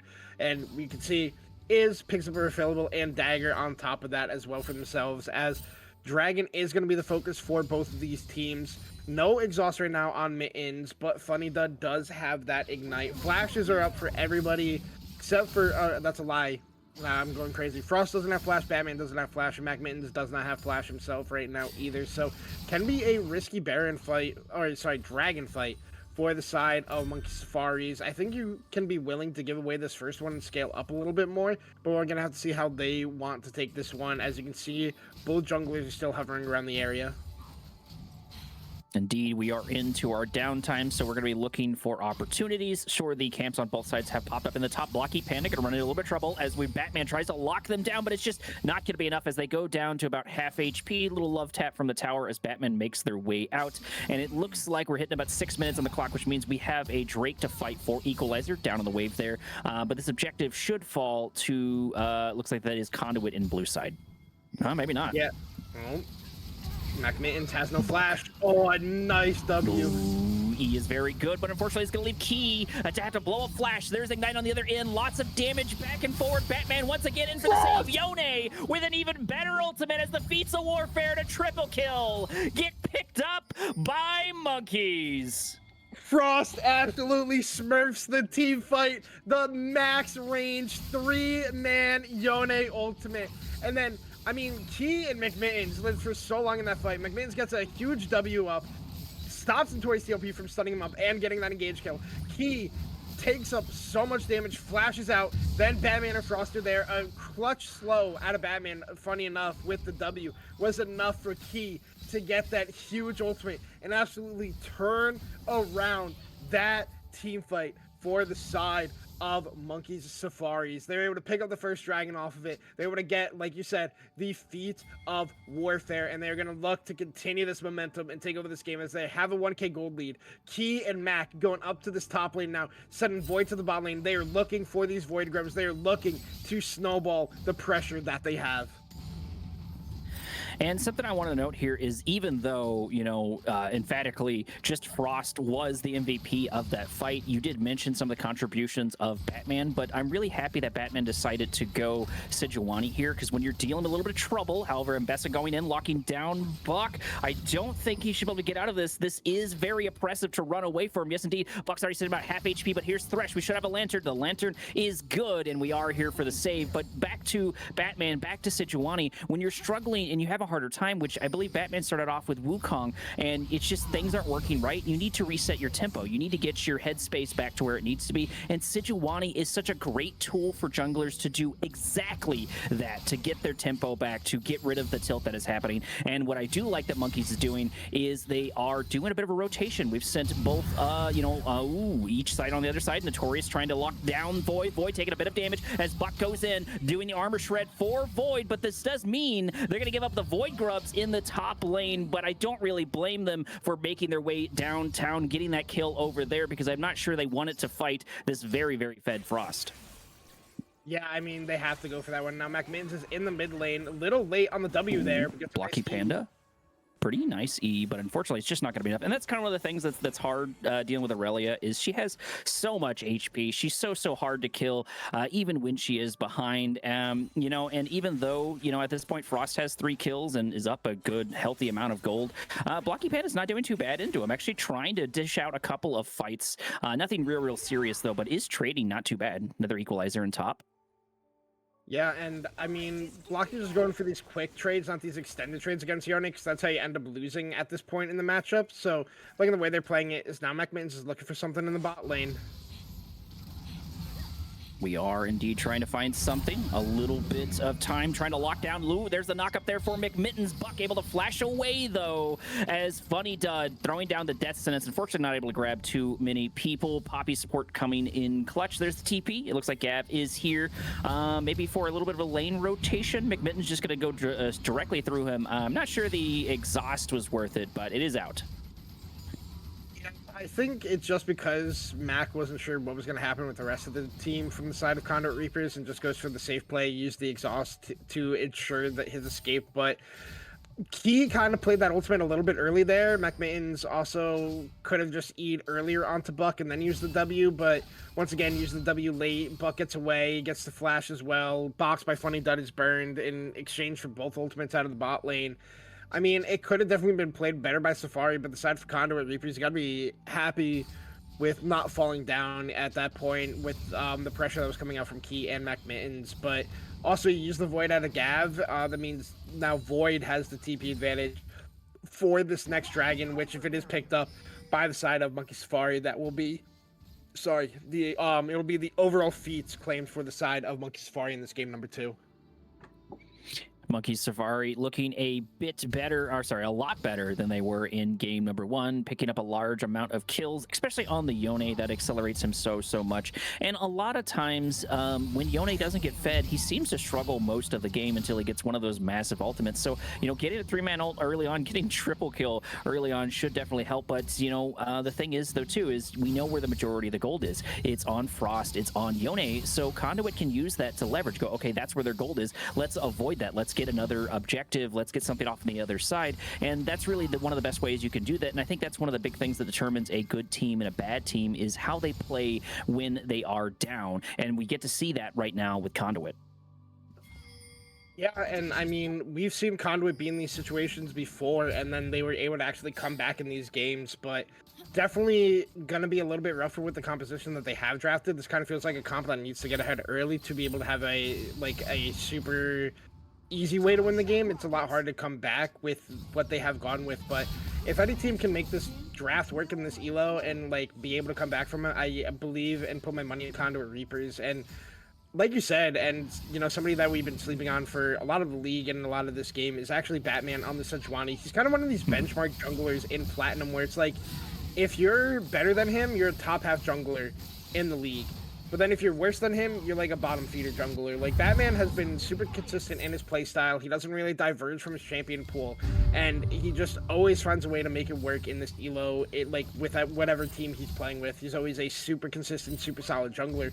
And this is kind of one of his bread and butter champions in the Sejuani. And he's showing up in this game, has that full 100 kill participation so far. Picks up the second dragon, so the feats do go over to the side of Monkey Safaris. Now McMittens could actually be caught out here, but is able to just escape because he already has those upgraded boots of swiftness in this game number 1. And it looks like Key, flashed away from Funny Dud, who went for the flash play, but now the play is going to continue on the backside of this one. McMittens here for the save, going to run into Notorious as the ward comes down. I don't think we're going to want to try to get our hands on a bit of a gank. Even at this level, even with a Sejuani, it could be very, very risky, especially with Pantheon and Corki. They're going to sort of love that in conjunction with the tower. Frost making his way back to mid lane, running into Blocky Panda. Blocky Panda at least taking some damage. McMittens is still here, going over the other side. Frost actually in a little bit of trouble, having to go back on the other end. The exhaust coming down. Frost trying to pick up a kill, but it's just not going to be enough. Sejuani here for the save, trying to lock down Blocky Panda, and there it is. The ultimate is good as Batman picks up a kill, running directly into Rumble. Rumble wants to take down Frost. Frost trying everything he can to get out of there. There is indeed going to be the flash, going to get taken down. The shutdown going to Rumble. The fight ongoing. Unfortunately, McMittens missing the E, pushing them to safety, and what a weird back and forward, Shang. Yeah, I mean, Frost tried to get back in there with the ultimate. Misses, dies. Key and Buck in the 1v1 right now. It looks like Key's gonna win this one. Buck gets away, and Key used ultimate, but he could also look to dive afterwards. As the whole time Void picks up the solo first turret in the top lane, but hold on, Batman in trouble now. Death sentence unfortunately missed there by Funny Dud as Thresh has to pop down an ultimate to keep him alive. TP in mid lane, so there is Frost back already. Equalizer there on the wave, keeping Frost off of the tower. Makes a lot of sense. Now Void going to try to duke it out with Notorious. Notorious going over the other side of the wall, but he's going to get a little bit of reinforcements as Notorious and Blocky Panda are here, and Bessa is going to be hard to chase down. There's going to be the flash forward looking for the stun, but it's just not going to be enough, unfortunately, for them. Frost running into Funny Dud. This shouldn't be a kill, though. Maybe. It could be. We'll see. Frost does a lot of damage. Ooh, almost has it. Super all right. Close. Now, a whole lot happened in the past couple minutes. Frost almost gets away from the play in the mid lane, but then tries to go back in with the use of the ultimate, misses on Blocky Panda. The rest of the team comes in, they save him. Blocky goes down, but then Gav walks all the way down from top lane into that play. He's able to flash and get the kill onto Frost, and then they are not able to get the kill onto Gav Dougie Fresh. They used almost everything to try to pick him up. Like you said, crucial. The stun from McMittens did not land, means that Gav actually gets to live in that play. Then it transitions all the way back up into the top side. Void gets the first turret, then gets chased down by Notorious TLP and Blocky Panda, flashes away from it, escapes. Gav uses his own TP. Funny Dud almost dies in that passage of play, as well as Frost gets to pick out on him. Gav tries to go back in. McMittens is going in right now onto Buck. Buck, in the meantime, also almost solo died in the bot lane to Key, who ended up using that ultimate, but was not able to pick up that kill. And that whole time meant only one turret went down, one kill went down, and now Void Rift Herald is now on the Rift. We are starting it. Frost is here. The positioning for the moment is better on Monkeys, and we are able to get Shelly relatively unscathed. Monkeys playing it slow, aside from Frost, but you can't really blame Frost. He's only got one death. Sure, that was a shutdown, and it did go to Rumble. I've seen time and time again, Rumble doesn't need a lot of gold for those equalizers to absolutely devastate. I've seen Rumbles be shut down time and time again and pop those in, so them getting that shutdown should be pretty beneficial for them, but it's going to be about how Conduit can leverage that into a victory, how they can leverage it, and most importantly, one of the biggest things that happens in these best of threes and in these Fearless and just in the game in general is, oftentimes he who's most consistent is the one that comes away with the victory. Blocky Panda, Void duking it out in the bot lane. I think that was an ultimate? No, that was not an ultimate. Okay. Yeah, and I mean, the way Monkeys has been playing the map and the game has been almost flawless to this point. Like, yes, the kills are like only 3 to 6, but they have every neutral objective so far. They were able to pick up first turret. They're making really good rotations around the map so far. So the way they're playing is as perfectly as you'd want it to be, which makes it hard for Conduit to find these angles to come back in this game. Like, when they're able to get plays, it's not enough to like fully start to crack this back into their like a way for them to come back in this game. They're down 3k gold, but they're only down 3 kills, and it's because of these neutral objectives. It's because of this first turret and the way that Monkeys has been playing side lanes. As Puck TPs into the mid lane to try to help his team set up for this Dragon number 3. But I think if you're the side of Monkeys Faris, you just push down mid lane. Like, you can be willing to give over one of these dragons in this game, but because it's Platinum, because they love to do it, we're going to get a fight over this dragon. Absolutely. Sometimes it's easier to give it up, and I think a Conduit is a bit of a disadvantage as they go into this fight, but, if their positioning can be better than the other side, that would make a lot of sense. It looks like we're going to get Shelly deployed in the mid lane, nothing real surprised, and weirdly enough, Conduit's going to go for the objective, and there's not going to be a lot of response here for Monkeys. Maybe they can get a T2, but I feel like giving up the Drake is a bit of a mistake. Yeah, I disagree. I really do like this play. And now they're TPing in. Hold on, Dragon's at 1k. Batman steals it. We're going to grab the steal, so it worked out in the end as Ambessa tries to lock down Buck. So does Frost, but unfortunately, this Yordle is too hard to pin down. Double kill on the Kaisa. A lot of back and forth, but can they maintain it? Blocky Panda able to pick up a kill. That's a 3-4-1 so far with Buck going back in. I'm not sure that's the best play. You were out, my friend. Why did you go back in? As Conduit picks up a 4th kill. Sorry, Monkeys picks up a 4th kill. Sadly, Buck was not out. He was going to get collapsed on in that play. Batman, okay, so I was fine with Monkeys giving over that dragon because you break the tier 1 in mid lane. You can even pressure the tier 2 in that play, but they choose it. Hold on, Frost flashes it on the Gav Dougie Fresh. He's autoing him down, gonna look for the kill. Gav flashes away, gets to live. Boy picks up the tier 1 turret in the bot lane. But I mean, overall, really well played by Safari. They get the mid lane turret, they get the bot lane tier 1, they steal away the dragon, and they win the team fight all in one clean play in this game number 2. And like I said, like, you can give over that dragon in that state as Monkey Safari because you're getting enough gold back where it doesn't really matter. But they still go for the 50-50 flip after they get the gold for themselves. They win it because Batman gets the outsmite over TLP, which is insanely hard to do against Pantheon because of the Q damage and smite damage. If you time those up perfectly, it's almost like 16k true damage or something like that, I think. So, like, getting the smite over that is already insane, like, that Batman was able to do it, but then they're able to win the team fight on the backside, and everything's just coming up Safari in this game number 2. Absolutely, night and day difference. We're sitting at 4-10, getting close to that 20-minute mark. 30k to 35k, all in the favor of Monkeys. They did pick up that third Drake. They've got the pressure for the mid tower, and it looks like all of the T1s on Conduit's end have already been taken, have already been claimed by Monkeys. Blocky Panda and Frost able to duke it out. Wow, words are hurt. I'm having a stroke over here. Able to duke it out in the top lane. Nothing real too expected there, but Frost can pick up a kill. Looking to pick up a kill. Looks like Void going in. Batman once again here for the save, but I don't really think Void needs it. A little bit of extra couple of taps, though, can't hurt for sure as Ambessa picks up a kill in the bot lane. Yeah, I think that's a fine play to make as Batman. If they make a good play on this mid lane as well, with Batman coming up. Nice pen. Into the wall. Deathson is trying to lock down. This is a good opportunity to lock down Key, but Batman once again constantly in for the save as the number difference evenly shifts into Monkey's side. Poppy sends the other side to the Shadow Realm as Key picks up a kill. Okay, you don't need to send him away as Mittens there, because if you actually kill both Buck and Funny Dud, it's just a free Baron, but now they are, sorry, Otacon, but they actually can look to contest even with Notorious TOP being down, but I think Reaper's just going to try to get gold on the map. You can see Blocky's trying to split push in the top lane. Void is going up there to respond.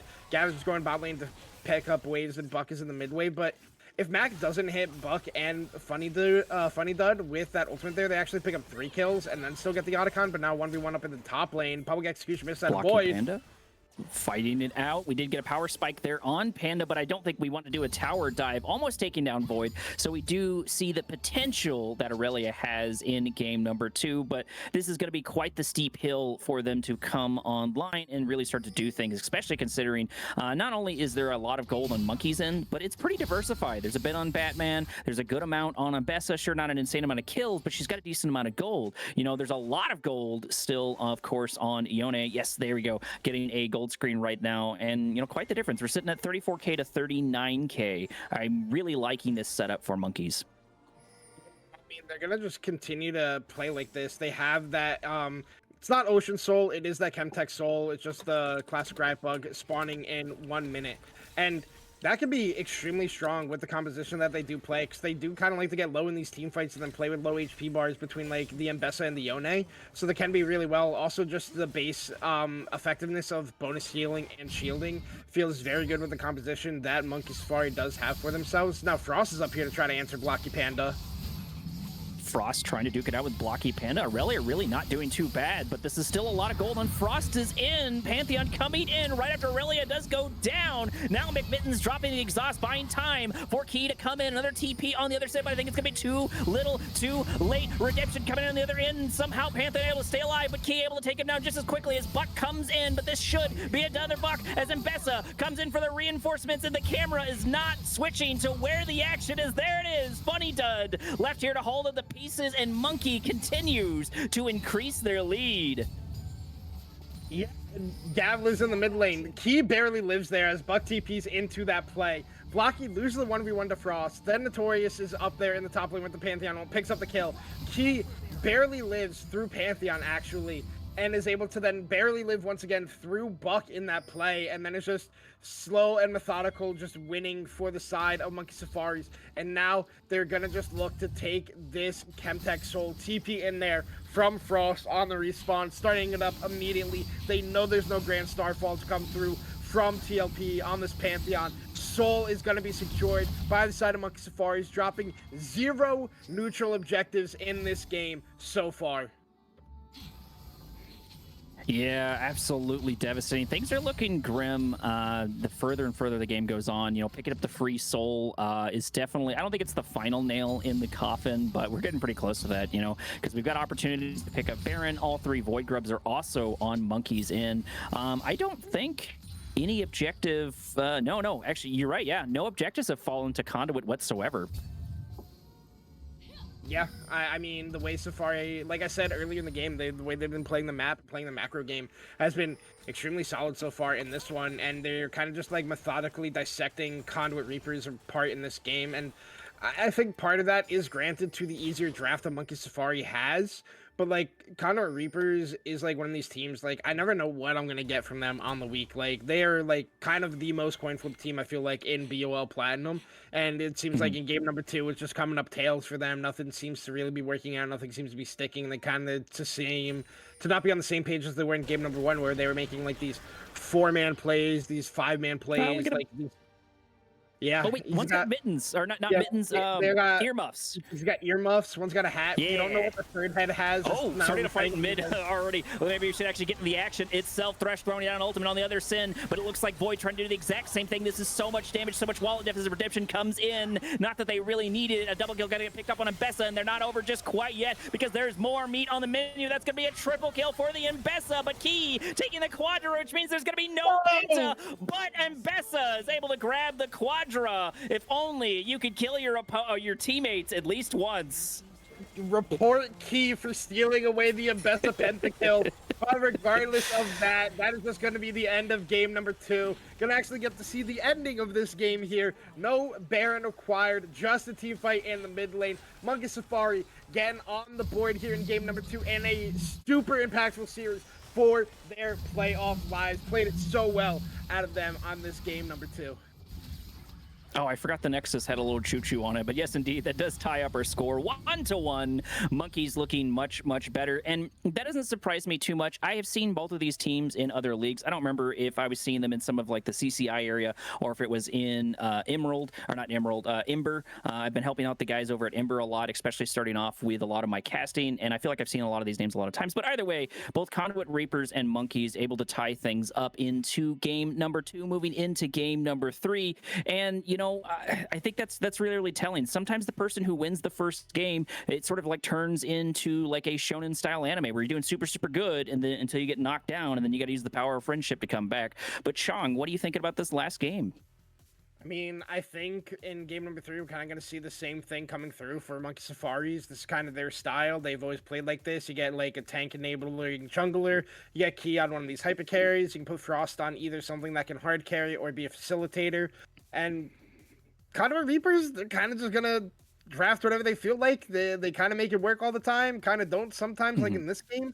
It's very hard to know what they're going to do because now for Buck, you don't have your Misfortune anymore. You don't have Kai'Sa, who you're pretty good at. Seraphine's been permanent banned for you because you're a Seraphine merchant. He can play like Caitlyn, but Caitlyn is one of those 80 carries that like you have to hard stomp the lane to like actually feel effective in these games. So like I think with like my question mark around some of the champion pools of Conduit Reapers and the form, specifically Monkey Safari has looked despite this game number 1, I think they should be able to take it, but I think it's going to be another banger game like we had in the first 2. Absolutely. And speaking of that banger gang, it should be coming up here in a little bit. We got to herd the cats, get the players into the game themselves, yell at them for playing Bard, and of course, a lot of other things in the background. So give us a couple of minutes. We'll be right back. Make sure to grab yourself some refreshments and some snacks, and don't go anywhere.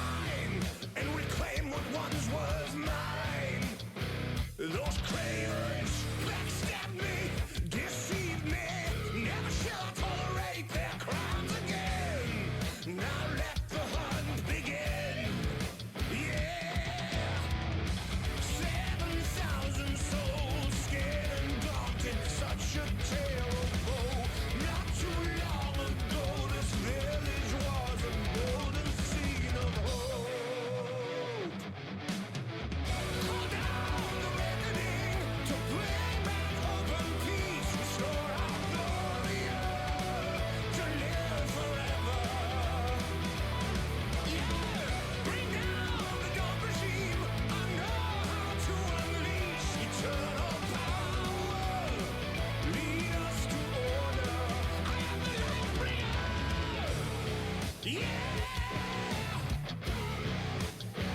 I am the light bringer. Now listen, fellow warriors, I ask you, should my campaign come to an end? There's way more to avenge. Whoa! 50 million souls live in this realm without much hope. Not too long ago, this kingdom was a golden state of hope.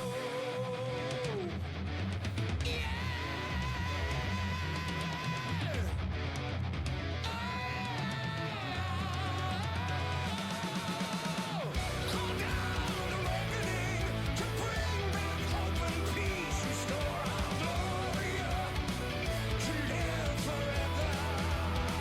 Yeah, bring down the dark regime. I know how to unleash eternal power. Lead us to order. I am the light bringer.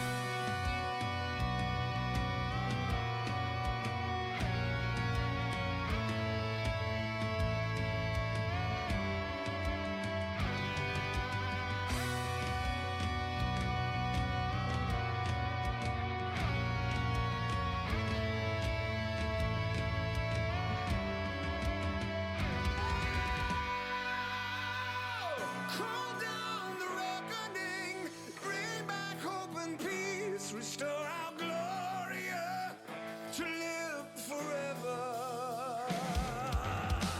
Call down the reckoning to bring back hope and peace, restore our glory to live forever. Bring down the dark regime. I know how to unleash eternal power. Lead us to order. I am the light bringer.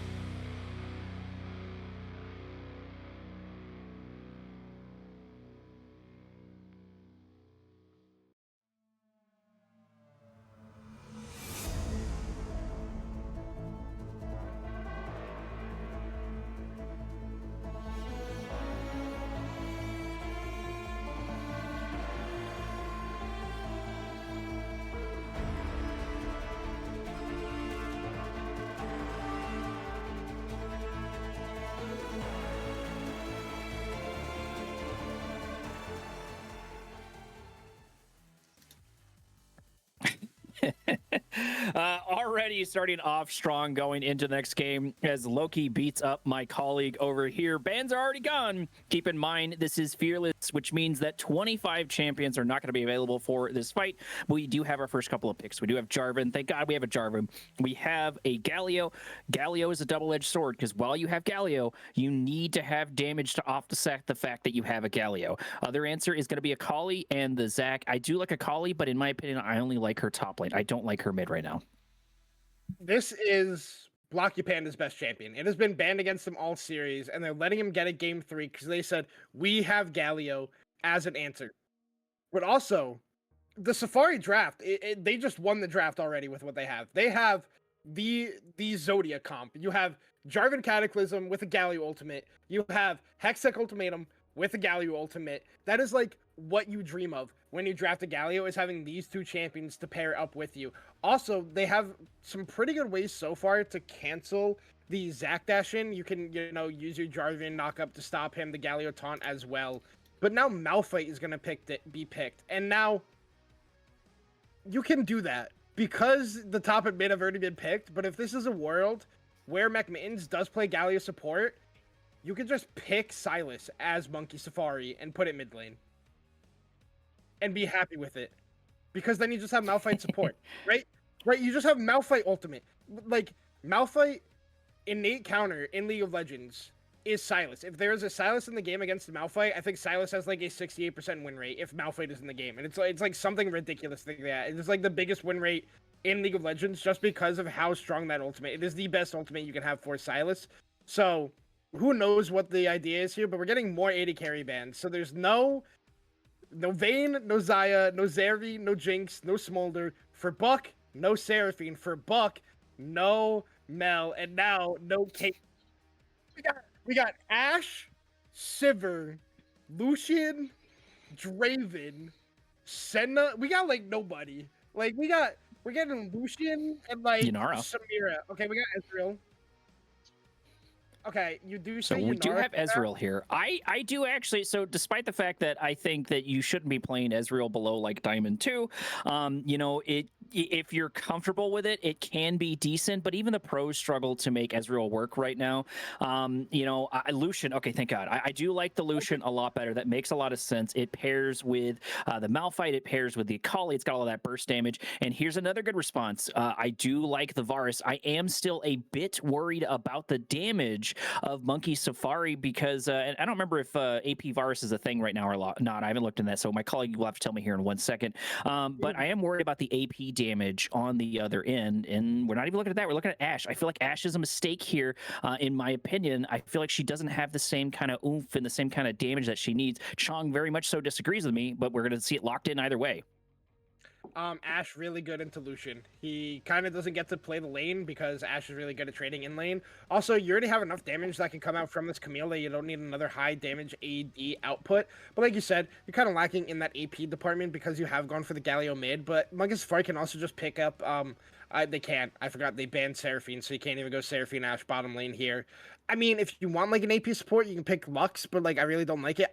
Okay, Renata I think is such a good pick here. Not good if they're gonna just pick Braum. Also, you could just pick Milio as Reapers, and then it just like feels so much worse. But like, I think the draft is fine for Monkey Safari with not having high AP damage because you get a free Cho'Gath ultimate on a 4-second cooldown in the late game with Camille Q2.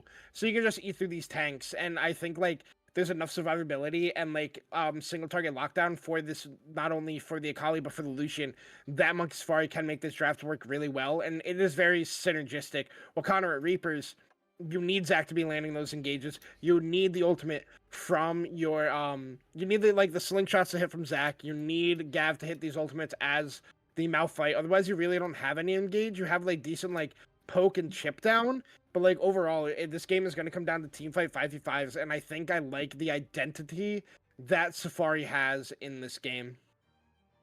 The biggest thing I think Safari has is, so the armor shred's already super nice, right? We've got that with Jarvan that pairs really well with basically the whole team. You know, even with Galio, even though Galio doesn't really do an insane amount of AD, typically way more AP for a lot of different reasons. But the biggest thing I think Monkey Safari's got going for them is they have a lot of delay. So where, in my opinion, I don't think they have a lot of burst, you know, absolutely murder that person kind of damage. You know, they've got plenty of deals to occupy and to buy more time between the Jarvan Cataclysm, between the heroic entrance, between the taunt, between the knockup, between Renata's, what is it, Repose, I believe it is for her ultimates.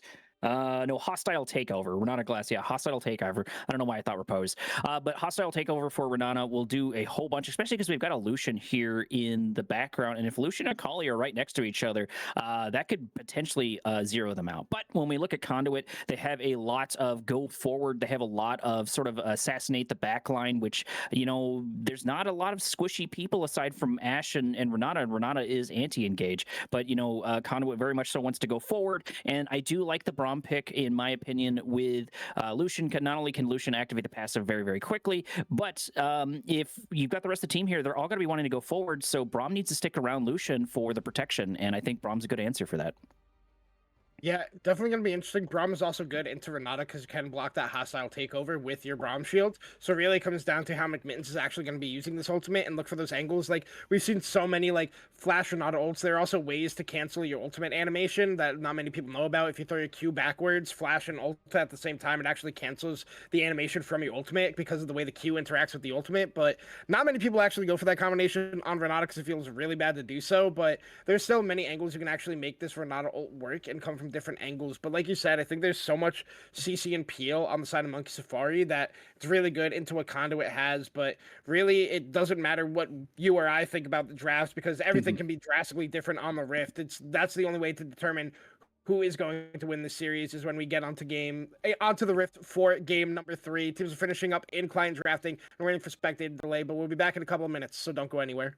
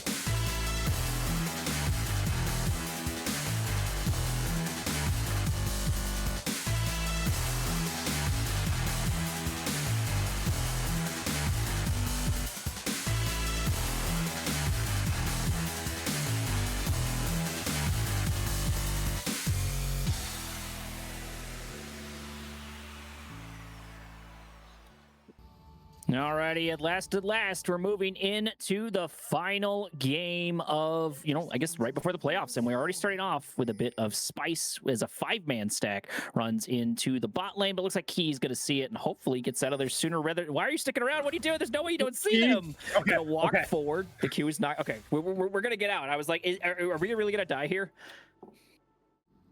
Yeah, I thought the same thing because he saw them and was like, I'm walking back forward, and then almost gets tagged by the Braum Q there. Luckily doesn't, is able to see it. They'll get a little bit of chip damage across the lanes, but it doesn't matter.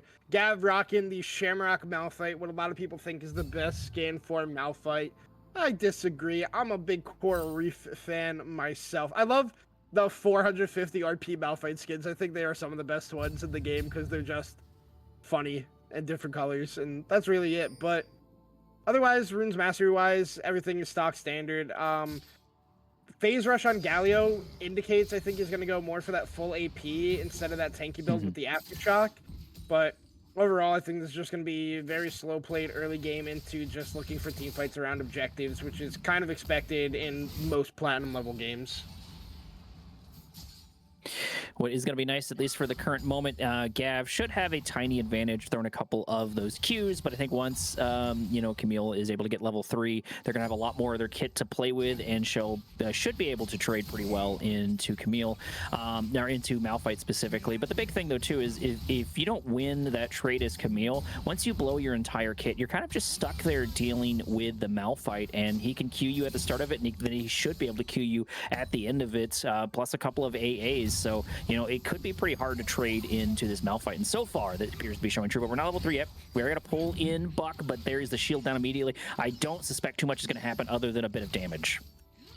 I mean, it was a nice sidestep there on the Braum Q from Key to get a better trade back, and they did it as the minions died, so Key was able to get that volley across as well for some good damage. The way Mac Mittens and Key are playing this lane, it's exactly how you should be playing it as the 2v2. Maybe throwing out the Q just a little bit less there from Mac Mittens, but overall, they're double ranged the range melee. Normally, in this lane specifically, you would expect, like, Lucian and Braum to have the advantage, but having to play into double range means that Braum really struggles to apply that pressure that you want when you pair it up with the Lucian, but he kind of picked it more for like the late game team fights and like synergy with the rest of the comp in the later game instead of the lane. So expected that Key and Mick would have the pressure here, but at least the CS isn't falling too far behind for Finny in this one.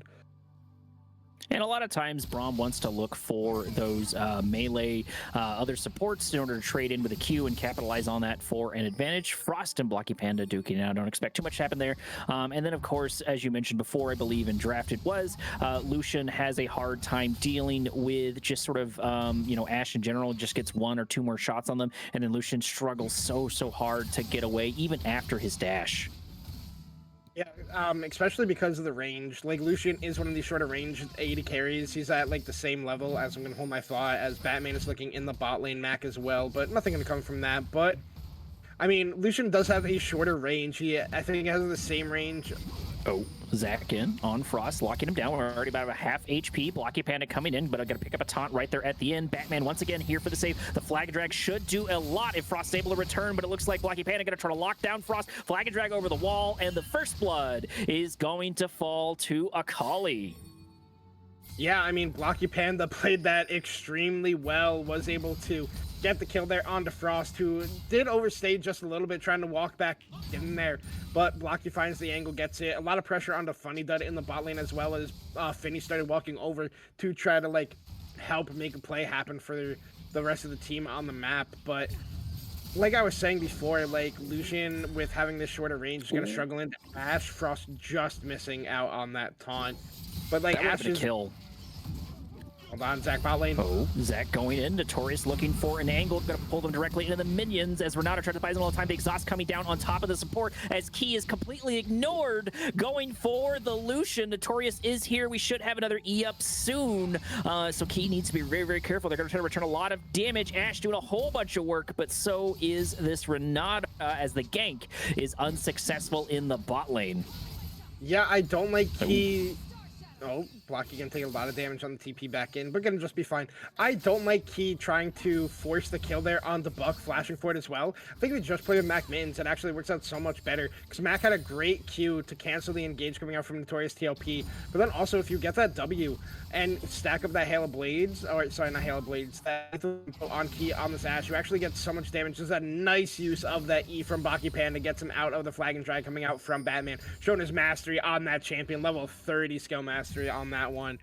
But I think if like Key just plays with Mac Mittens in that 3v2, they actually pick up so many more kills in that instead of like walking away with the 0. Like, yes, they get the exhaust, they get the flash and the barrier out of Buck, and they only use heal flash for themselves, but under turret goes Blocky Panda. That's really unfortunate. I believe that's 2 tower shots on top of Blocky Panda.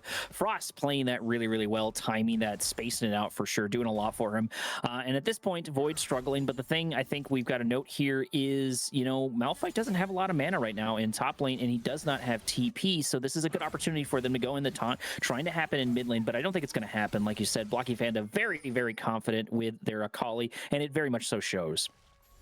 Yeah, I think Frost is like over forcing plays in the mid lane a little too much, making it look a little too obvious.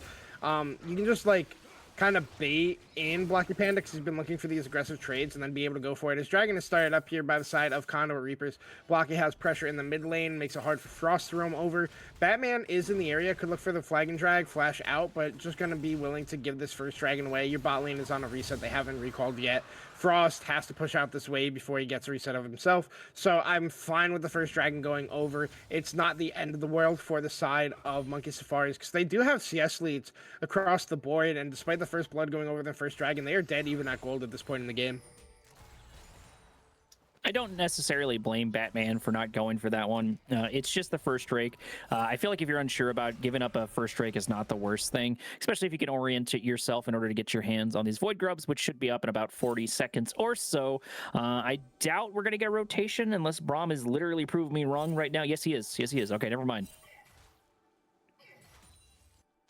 Yeah, and I think it makes sense for Braum to want to rotate over for this one. You're not really doing anything in the bottom lane, so link up with some strong members of your team with Blocky Panda and Notorious TLP. You have that really strong team fight potential to be able to go for that one. So going for Grubs, I think, is smart. I don't think Grubs is like the best thing for the... Oh, hold on. Frost dropping down a taunt, able to get 2. The Cavalry is here, both Key and McMittens. Look at that damage, absolutely melting. Ashe able to take at least the passive on Zac as Funny Dude, pointing his shield the wrong way. Zac should be up, although any moment they're going to get taken down right there by Frost. Flag and Drag on top of the rock. That armor means nothing with that Flag and Drag. Galio in. There's the ultimate for Gav, but it's not going to be a good ultimate on the 2 of them on the other side. We're going to pop one on Buck, but that's going to be 2 kills for Monkeys. Yeah. I mean, that started off with Frost being the one who was slightly caught out there, but turns it around into an engage for the side of Monkey Safaris. Gets the 2-man E, the 2-man taunt, and then a huge arrow out of Key. Stuns Blocky Panda, actually, not Notorious TLP. Gets a lot of burst damage onto him as well. And then Key is just free-firing with McMittens, providing that support. McMittens even flashes forward to make sure Gav falls down on the backside of that one as well. The ultimate from McMittens, not the best, doesn't land onto anybody, but now Void actually injured in the top lane. TLP's back into the pit. Notorious in, activating that Zac ultimate, trying to buy a little more time. Blocky Panda looking for an angle to go in. Void over the wall. Cataclysm only hitting his team. There it is. Void going back in, getting the feats of warfare. Ashe able to pick it up. Now Gav here left holding the bag. Funny Dud going in as the jungles fight over the Void Grubs on the other end. We're going to get a flash over the wall. Batman trying to buy a little more time and get it, but unfortunately he's only going to pick a passive and going to get taken down as McMittens is the only one left standing over here on the other side, and I don't think we're going to get out. And that is now 3 kills on the Malphite. I think Safari did not play that team fight well whatsoever. They were so split on what they were doing. You had Batman in the pit trying to finish up the Void Grubs, which he doesn't even do. They could have just, like, not tried to fight for that third one. They could have just turned and looked for the team fight, but Batman continues to try to get the third one, tries to get 3 for the team, while Key and McMittens are fighting for their life. They were able to get 1 kill onto Blocky Panda, but it did not matter because they all fell down in the end. Void barely escaped from Gav, who had the winning trade when he TP'd back in, and then Gav just absolutely ran over that fight, gets the kill on the Batman, is able to get the last kill on the McMittens as well, able to get 1 on the Key, I believe he picked up all 3 there. So just like poor micromanagement, like split seconds decision there by the side of Monkey Safari, and it's actually a big gold swing for the side of Conduit Reapers. They're now up 1,000 gold after getting those kills for themselves, so they're feeling pretty good about this one. But neutral objectives are going to be dead even. It's the grubs for Safari and the dragon for Reapers, but now Key is strong on that Yuntal, is 2-1 on this Ashe, so does have some good pressure that he can provide and some good damage out in these team fights. But Gav is starting to get tanky, and Ashe is known for not being the best tank killer in League of Legends. And even though Monkeys lost 4 of their members, which is pretty devastating, they gave up a whole bunch in that fight. But they were able to pick up at least the lion's share of the Void Grubs, so that is going to be nice, a little bit thing on their end. And there are opportunities for them to turn around, but just as chat was suggesting, that is a very, very big rock in the top lane, and Void was already struggling top lane into this Malphite, and it's not going to get any better anytime soon, at least. Yeah, Void's just going to have to be playing for the team fights, less for the 1v1, just because of the build that Gav has gone. Very smart for him to go for the Arcane Comet in this one, just looking for the poke. Normally, you want to go Grasp into the melee matchup, but Arcane Comet is really good into Camille because you want to try to chunk her out before she can come in for these big trades. And then you go for the Bombies and the Bramble Vest, so that means anytime she wants to come into trade for you, she's actually losing out on these trades. So really smart decision-making there out of Gav Dougie Fresh with the lead that he has. And now both junglers are here bottom lane. Dragon is not on the map yet. It was 2 seconds away before Notorious TLP decided to jump into the pit. But now Gav's actually the one answering in the mid lane to Frost because he does not have TP. While Black Panda's going up the top lane with TP of his own. But the side of Monkeys, they're just willing to give over Dragon number 2. They're just going to pick up some CS, try to get some plates for themselves with the Void Grub advantage that they do have. Looked like Enchanted Crystal Arrow flew out there, and it did land onto Notorious TLP as he stood in the Dragon Pit for quite some time there. But overall, I think giving up second Dragon isn't an end-all be-all either for the side of Monkey Safari. Absolutely. Score sitting at about 3-5. This might be a dead Void. Blocky Panda definitely wants to pick up this kill, and yes, indeed, they've got it moving up to 2-1 for their score so far. Blocky Panda got to be feeling happy about that. Renata throwing down an ultimate, not quite sure why, didn't save anyone or really do too much, and now, most importantly, Zach is here, so this could be a potential tower dive. Frost back in, but this time heading to the top lane instead. Zach Prime, he is sitting directly on top of the ward, but it doesn't matter because they didn't react whatsoever. Braum popping an ultimate down. There is the exhaust key falling to pieces. Buck flashing forward. McMitten's the next one to die. TP coming in, but it's too little too late. Another TP on the other side, immediately under the tower, but no tower shots, luckily, for their side, and the lead increases a little bit more as the game goes on, Chong. Yeah, Mac Mittens played that as poorly as he could. Used the he went Blood Song. I'm gonna rage because he went Blood Song, Blood Letters again. Like, come on, dude, come on. Anyway, use the ultimate for absolutely no reason, like you mentioned, and then they have a ward on exactly where Zach is, and then they both decide to stand at the turret, like stand just outside of turret range. Like, he could have flashed early, but instead he flashes late in the fight, out of the turret range with the Renata W on him while Buck is taking turret shots. So then Buck just walks out of turret range. You can't turn around after getting the Renata W passive where you get like your health back and everything like that from the gray health. But the bot lane out of Safari just played that almost as poorly as you could in that dive. I'm quite upset with how they decided to execute on that one. But credits Conduit Reapers played that almost perfectly, as now Key just Redemption loses. coming down. Gav taking a good chunk of damage. There's an opportunity for it to take them, but look how quickly we're going down. That is going to be a dead Ashe as we flash over the wall by a little bit of time escaping from that powerful Ashe damage. And the Rock picks up another kill. Void taking at least a couple of shots to the face, but probably liking this fight a bit better, considering this is not a 3-in-1 Rock, or I guess at this point 4-in-1 Rock you've got to deal with. Yeah, I mean, we said Ashe can't kill tanks. Gav is very tanky and very strong at this point, and just can 1v1 Key in an extended lane because Key has no flash and no barrier because of the tower dive in bot lane. Now, TLP is going to take a bit of damage here from McMittens. He's just going to jump away and be fine, but I'm kind of shocked with, like, how Safari's playing this game after how they looked in game number 2. They look like the team we saw in game number 1. They look kind of lost on the map right now. and are like really struggling to find footing back into this game. They've given over 2 dragons already. They're not even going for Rift Herald. Void is flashing in here. Void going in, locking down Buck. This is a good opportunity for them. Flag and drag on top of the Braum. Cataclysm to add insult to injury. The shutdown going to Camille. Funny Dud taking a good chunk of damage. TP coming in. The Rock is here, keeping Funny Dud alive. And maybe, oh, we don't have the ultimate, so that would have been a nice ultimate. Yeah, I was going to say they are very lucky that there is no ultimate there for Gav. But now TLP is on the Rift Herald, and Frost is trying to answer him. Frost actually doing a good amount of damage. Renata activating all as Blocky Panda goes in, and the camera dramatically switches away from the action once again. Panda now on the run. TLP taking a good chunk of damage, having to flash over the wall. The crystal arrow is good, trying to lock down Zach. So is the taunt. This jungler's going nowhere except to the gray screen as Rudolph the Red-Nosed Shelly is up and soon to be down. Yeah, I thought he was. They're still looking to contest here. I thought he was going to die early in that fight because Blocky Panda was able to find him, but Frost with a clutch galley ultimate. Oh, Batman actually could be in trouble. Ooh, Batman has to flag and drag directly into Buck and activated ultimate on Lucian's in. There is the Rock going in, able to lock down the Ashe. That is the majority of the damage. McMitten's got to worry about Blocky Panda, but I don't think at this point you want the dive, at least on Akali. And I thought Shelly was going to fall to Monkey's side, but, you know, at that point, they really just kind of gave it up. Conduit having a much better performance, still continuing to go strong in game number 3.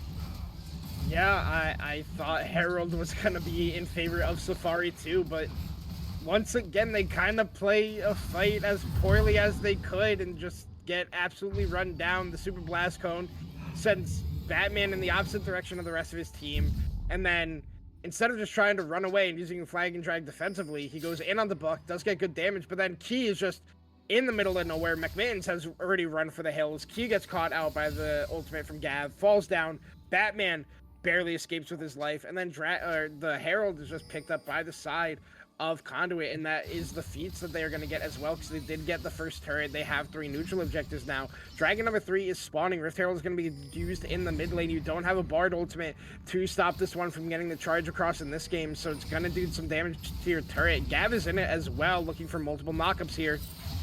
Oh no, the deal is not good, but it looks like they're trying to go for a fight instead. Braum activating ultimate, redemption down on the other side by Renata. A little bit of time as TLP does go in, but ultimately it is an ineffective. Frost trying to lock down Blocky Panda. Blocky Panda at least taking some damage. Flag and drag not good on the other side as Buck gets locked inside the arena of the Cataclysm. Blocky Panda back in, looking for the damage. Exhaust coming down on Void. Lots of back and forward. Gav gonna fall down. The shutdown is good.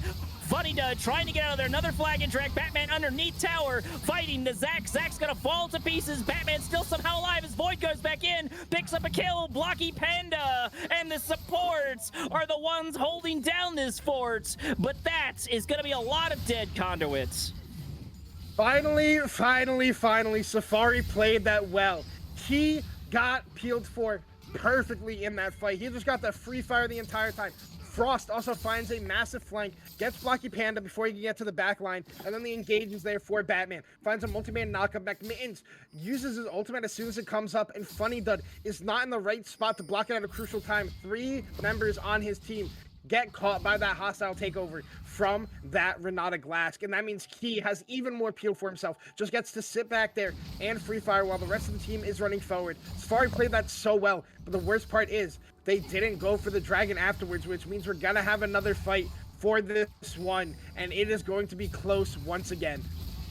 Oh no, Gav gonna run directly into the Frost. We're gonna get the knock-up and the taunt as well. It's not gonna be enough to take out the tank, but at least it's gonna be a tiny bit of a love tap. And I think whoever gets this up-and-coming Drake, even if it is Monkeys, I think it will dictate the rest of the game and the rest of the tempo. And so far, Monkeys is poised to get this, but we can't forget there's a Zac on the other side. Malphite going, but only hitting Frost. That's really unfortunate. One-man ult's not gonna do too much. Taunt is pretty good. Buck now in danger as Void tries to track him down. Buck going down about half HP. Heroic Entrance is good, keeping Void alive, somehow dishing it out, dealing the damage. Blocky Panda back in, we're gonna find the damage immediately, directly in their face, going down about half HP, picking up 1 kill on Ashe. Still a lot of back and forth. Cataclysm again, and once again Blocky Panda gonna get taken down. TLP fighting out, TP in, and this should be the end of Conduit's team fights. Oh no, he's staying, got killed anyways. Oh no, why?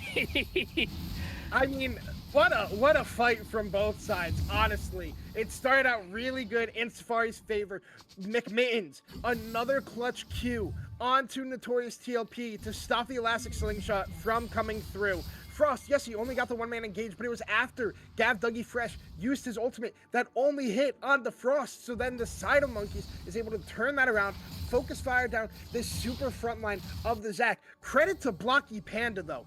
Finding the backside, assassinating Key even after all the CC went through him because he was in that shroud. Yes, the CC hits, but he is invisible. You can't actually auto-attack him, so he's able to get the assassination onto Key on the backside, onto McMittens. Does fall down to Batman at the end of the day. The Dragon does go over to Safari, but Blocky Panda made that team fight extremely close once again, and we can see why they trust him on the Kali. Ultimate incoming, but Frost once again for the intercept, as you're talking about how powerful that was. Decent repose, buying a little more time, and this could be a death here for Funny Dud. Funny Dud trying to get out with the E, but it's not going to be good enough. Redemption down as Key picks up a kill in mid lane, tied up our score 13-13. I'm not sure what happened, but the caffeine finally hit the brains of Monkeys.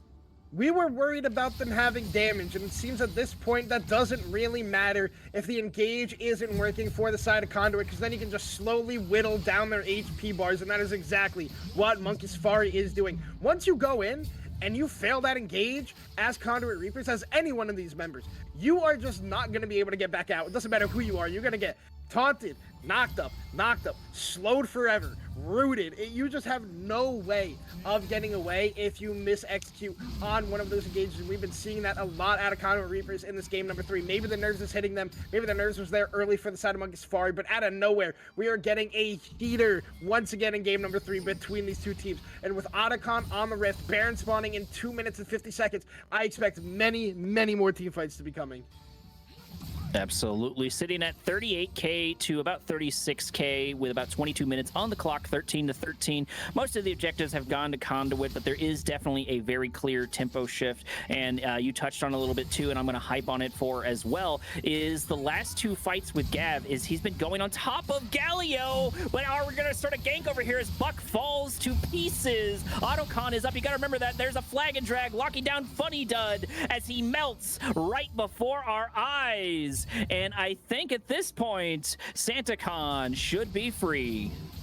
Yeah, and oh man, it's starting to feel real tough here for Conduit Reapers in this game 3. It felt like they had so much momentum going into this one after the early game, but then just small misplays, small misexecutions, and Safari willing to give, bend, but never break in this game, have turned this one around for themselves. You have Key now on 2 items. He really still can't break through the tank line super effectively because he went for the Phantom Dancer into the, or sorry, Unital into Phantom Dancer, so he doesn't really like, flash in from Batman.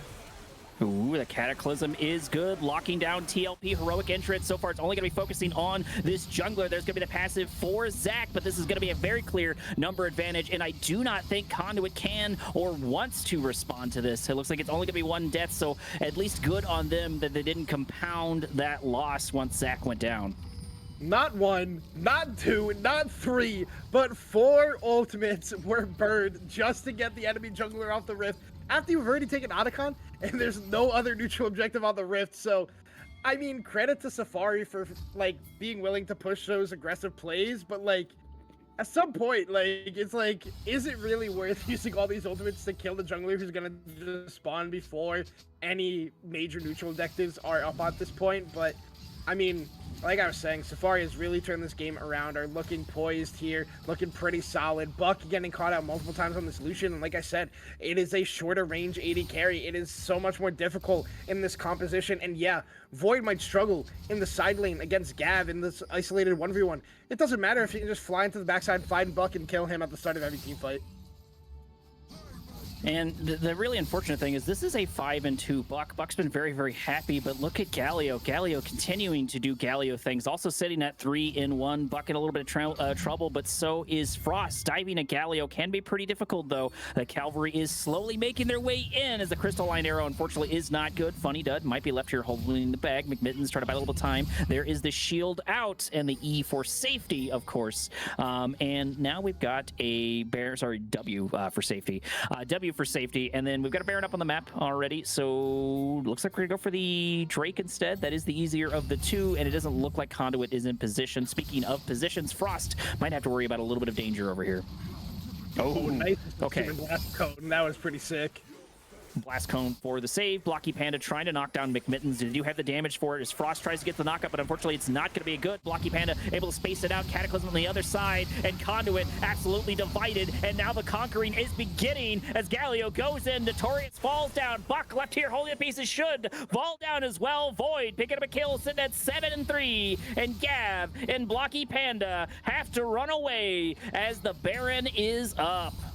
Yeah, and Conduit is just starting to over force these plays. They went for the dive on Frost, didn't work immediately. Safari goes, hey, there's dragons up, let's take that. And then they try to go for Frost again when he's just making sure Baron isn't taken. Gets a nice super blast cone to get Blocky Panda to go back when he was trying to get that E in. And then Jet the Crystal Lair are going to fly out and not hit anybody. Regardless, Frost actually outplaying all of the side of Conduit Reapers. Then they try to go for the overplay in mid. It is turned around beautifully. Not by Frost because he was halfway down the lane, but it was the rest of the team. Batman coming in with Void and Key absolutely starting to shred through the members of the team as a multi-man unit. Then they're able to get the Baron on the backside, push this gold lead even more in their favor, and showing that they did not need to hard win the early game to win this one. They can come back in the late game and have the better scaling and win. Now Key on 3 items, picking up that, I believe a full Infinity Edge was purchased after all of that, but I could be wrong, I could be forgetting, but